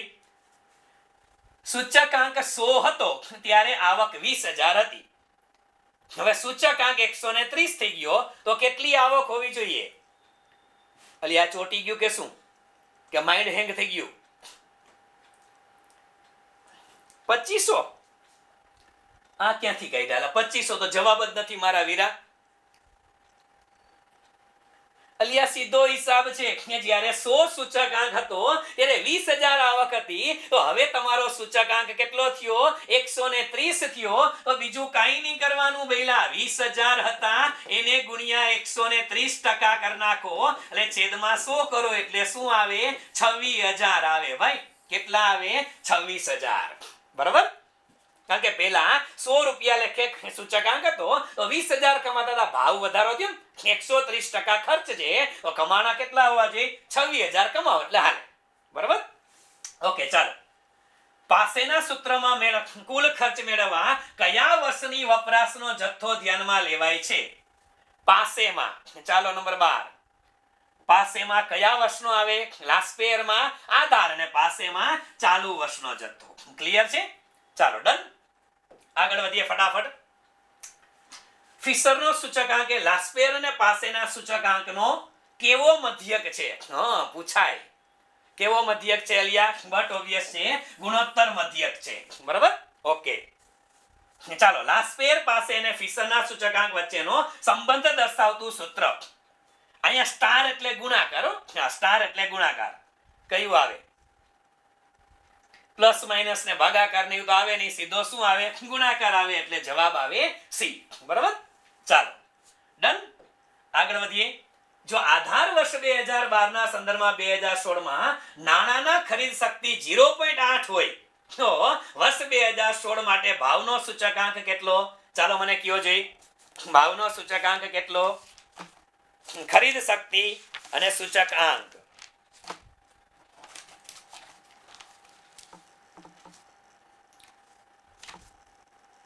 કેટલા? સી. અડધા ચોટી ગયા. ચાલો હમણાં કીધું અલિયા સૂચકાંક આ રીતે ખરીદ શક્તિ આપે તો ખરીદ શક્તિ હંમેશા ક્યાં આવે? છેદમાં આવે. કોના છેદમાં? 100 ના છેદમાં 0.8 કરી નાખો એટલે કે 1 ના છેદમાં 0.8 ઉપર ગુણાકાર થાય અને સીધો જવાબ કેટલો આવે? 125 આવે. ભાઈ બરાબર? આ રીતે ગુણાકાર 100 કરવાના. ક્લિયર? હા પેલા કોઈનું માઇક ચાલુ રહી ગયું તો ઓફ કરી નાખો ભાઈ. વિકાસભાઈ નું કઈક માઇક ચાલુ છે એવું કહે છે. બરાબર? ચાલો અહીંયા આવતા રહ્યો. હવે કીધું જો હવે આ તમને ઈ દેખાય છે ને, ઈ એ ટાઈપિંગ વાળા એમ કહેવા માંગે છે ને સિગ્મા, કારણ કે સિગ્મા ની નિશાની મળી ન હોય. હાલો સિગ્મા P0Q1 અને સિગ્મા P1Q1 બરાબર 3/4 હોય તો પાસેનો સૂચકાંક કેટલો થાય? ગોતો જોઈ. પેલા તો પાસેના સૂચકાંકનું સૂત્ર આવડતું હોવું છે ને પેલા. બરાબર? પાસેનો સૂચકાંક એનું સૂત્ર શું આવે પહેલા? તો કે અંશમાં સિગ્મા પાસે એટલે લાસ્ટ પેરમાં 1000 અને પાસેમાં 1101 આવે એટલે સિગ્મા P1 Q1 છેદમાં સિગ્મા P0 Q1 ગુણ્યા 100 બરાબર છે. હવે P1 Q1 બરાબર કેટલા હતા? 4 હતા. કેટલા હતા? 4 અને છેદમાં 3 ગુણ્યા 100. અરે ભલા માણસ, આવું જ હતું. હાવ બસ આવું જ હતું. કેટલા આવે? 133.33%. બરાબર, ટકાની ખાલી એમનો સોરી 133.33. બરાબર છે. ચાલો ડન. હા આવે તો છે જવાબ એટલે વાંધો નથી, ગાડી હાલે છે. ચાલો ફટાફટ પહેલા આધાર વર્ષ કેવું હોવું જોઈએ? કેવું હોય છે? કા ડી કરે બધાય? કોક ડી હોતન લખે જો. હાલા કા ડી ક્યાંથી? અલિયા આવે આધાર વર્ષ કેવું વર્ષ હોવું જોઈએ? સામાન્ય વર્ષ હોવું જોઈએ. કેવું હોવું જોઈએ? સામાન્ય વર્ષ. એટલે આધાર વર્ષ સામાન્ય હોવું જોઈએ. બરાબર.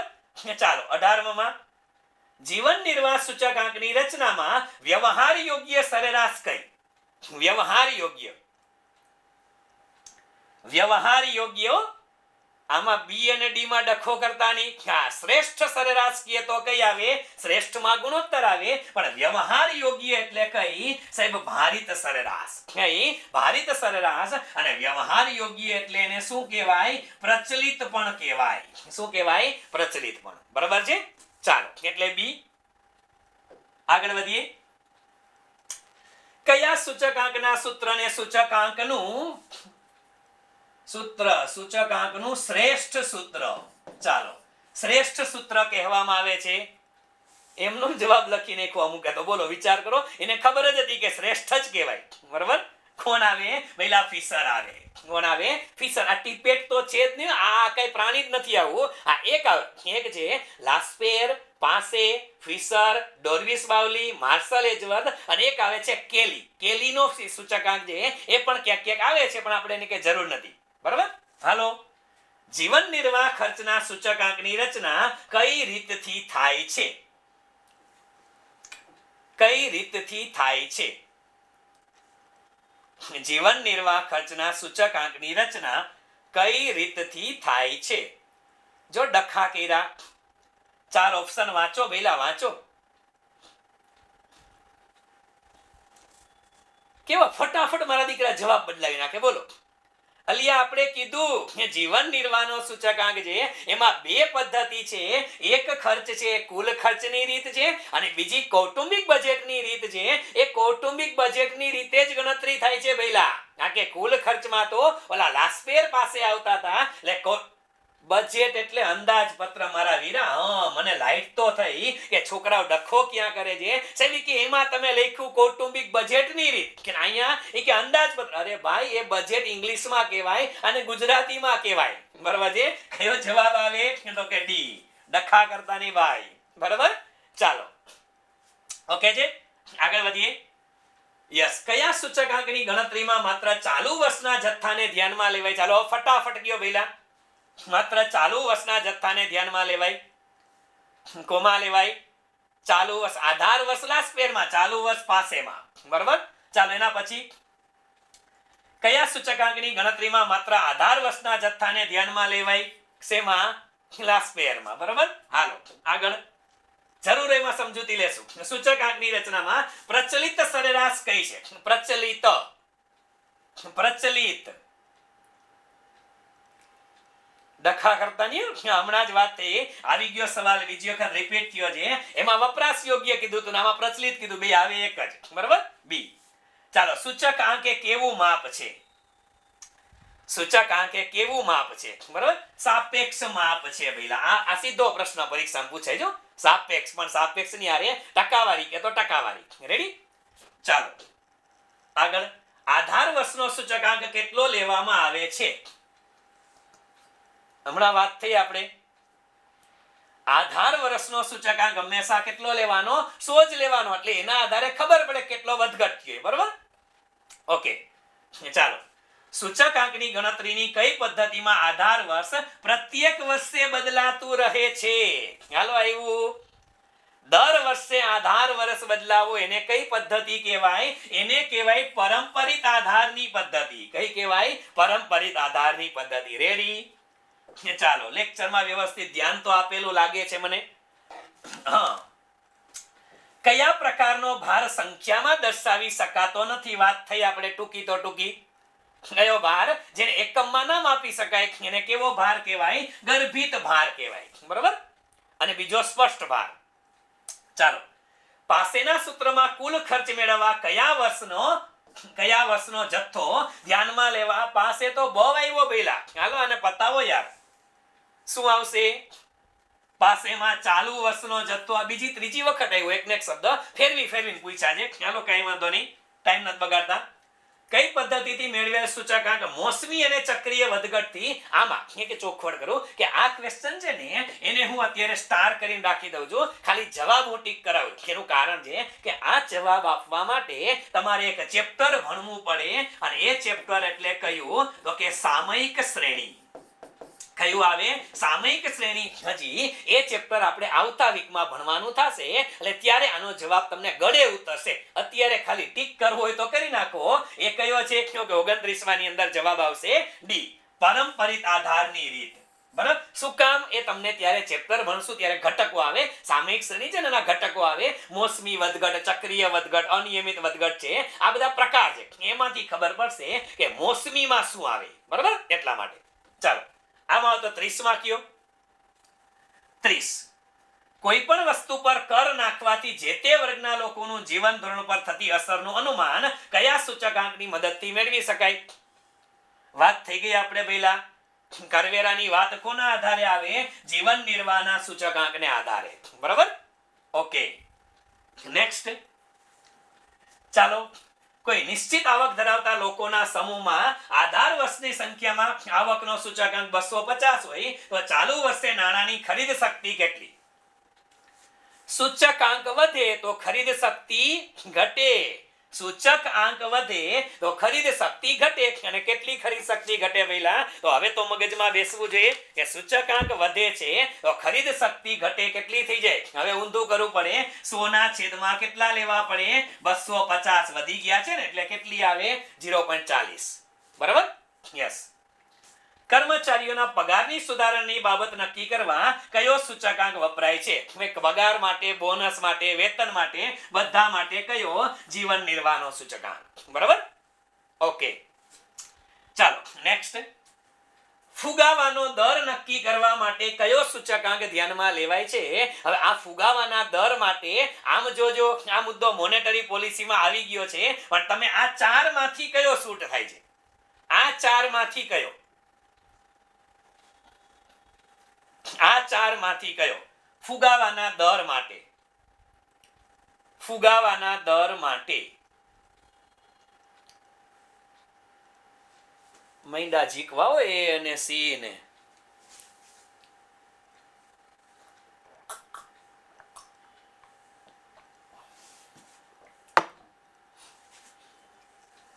હા, હવે ધીમે ધીમે કઈક લોકો જાગે છે. શરૂઆતમાં તો મંડે જીકવા, જે આવે એ જવાબ જીકો છો યાર. હાલો, અલિયા ફુગાવાનો દર માપવા માટે આપણે કીધું કે બે પદ્ધતિ આવે, એમાં WPI આવે અને એક CPI આવે. શું આવે? CPI આવે. હવે WPI અને CPI એટલે શેના આધારે? એ WPI એટલે જથ્થાબંધ ભાવનો સૂચકાંક છે ભઈલા. કયો? જથ્થાબંધ. આમાં CPI નથી આપ્યો તો એક તો લાગુ પડે. જીવન નિર્વાહનો સૂચકાંક નો આવે ભાઈ. કયો આવે? હોલસેલ પ્રાઇસ ઇન્ડેક્સ અને કન્ઝ્યુમર. આ બે માંથી કોઈ હોય તો આવે. આ બે માંથી કયું હતું? જથ્થાબંધ હતું, એટલે જીવન નિર્વાહ નહીં પેલા ફુગાવા માટે ન હોય. આ બધું કોણ નક્કી કરે? આ RBI. બરાબર. મોનેટરી પોલિસીમાં બધું ભણી ગયા છે પેલા, આપણે બધું ભણી ગયા છે. હાલો, અર્થતંત્રમાં સૂચકાંક શું છે? અર્થતંત્રમાં સૂચકાંક છે ને એનો બેરોમીટર કહેવાય છે. શું કહેવાય છે? બેરોમીટર છે. અર્થતંત્રનું બેરોમીટર. બેરોમીટર એટલે ગુજરાતીમાં શું કહેવાય બેરોમીટર ને? યસ, એક્ઝેક્ટલી પારાસીસી કહેવાય. અર્થતંત્રની પારાસીસી છે કોણ? સૂચકાંક. બરાબર. ચાલો ફટાફટ વધી ગયા કાં જાજા થઈ ગયા 30 માં. ચાલો કઈ વાંધો નહીં, પતાવીએ જે છે એ. દેશમાં વિદેશી હુંડિયામણની જરૂરિયાત નક્કી કરવા કયો સૂચકાંક? વિદેશી હુંડિયામણ ક્યાંથી આવે? વિદેશી હુંડિયામણ છે એ ક્યાંથી આવે? એક્ઝેક્ટલી બેટા ક્યાંથી આવે? એ કે સાહેબ ઇમ્પોર્ટ અને એક્સપોર્ટ માંથી આવે. શેમાંથી? ઇમ્પોર્ટ અને એક્સપોર્ટ. તો એવું કઈ આવે છે અહીંયા આરયુ, આયાત અને નિકાસ. બરાબર? ઓકે, ચાલો. વાસ્તવિક આવકનું માપ મેળવવા માટે કયો સૂચકાંક ઉપયોગી છે? વાસ્તવિક આવક કેટલી લોકોની, અને એના માટે આપણે કીધું કયો સૂચકાંક? પહેલા વાસ્તવિક આવક માટે જીવન નિર્વાહનો સૂચકાંક. કયો સૂચકાંક? જીવન નિર્વાહનો સૂચકાંક. આટલી વસ્તુ છે. ચાલો આગળ વધીએ ફટાફટ. જાજા થઈ ગયા ક્વેશ્ચન. હા, પૂરા થઈ ગયા. જાજા નહીં, પૂરા થઈ ગયા. તો આ વસ્તુ હતી શેના માટે મિત્રો? સૂચકાંક માટે. બરાબર છે?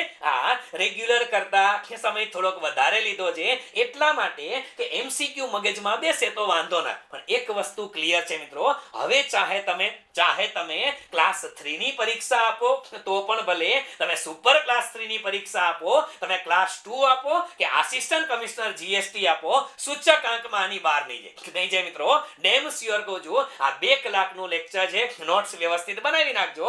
ઇનફ છે મિત્રો. બરાબર છે? તો આજના દિવસે અહીંયા સુધી રાખીએ. વધુ આવતીકાલે પ્રસિદ્ધ કરવામાં આવશે. રાખીએ, વધુ આવતા અંકે પ્રસિદ્ધ કરશું આપ લોકોનો. ખૂબ ખૂબ આભાર સાથે મિત્રો. જય સ્વામિનારાયણ, જય શ્રી કૃષ્ણ. અને છેલ્લે મિત્રો, જય ભારત, જય હિન્દ, જય જય ગરવી ગુજરાત, જય જય ગરવી Gujarat. Thank you very much.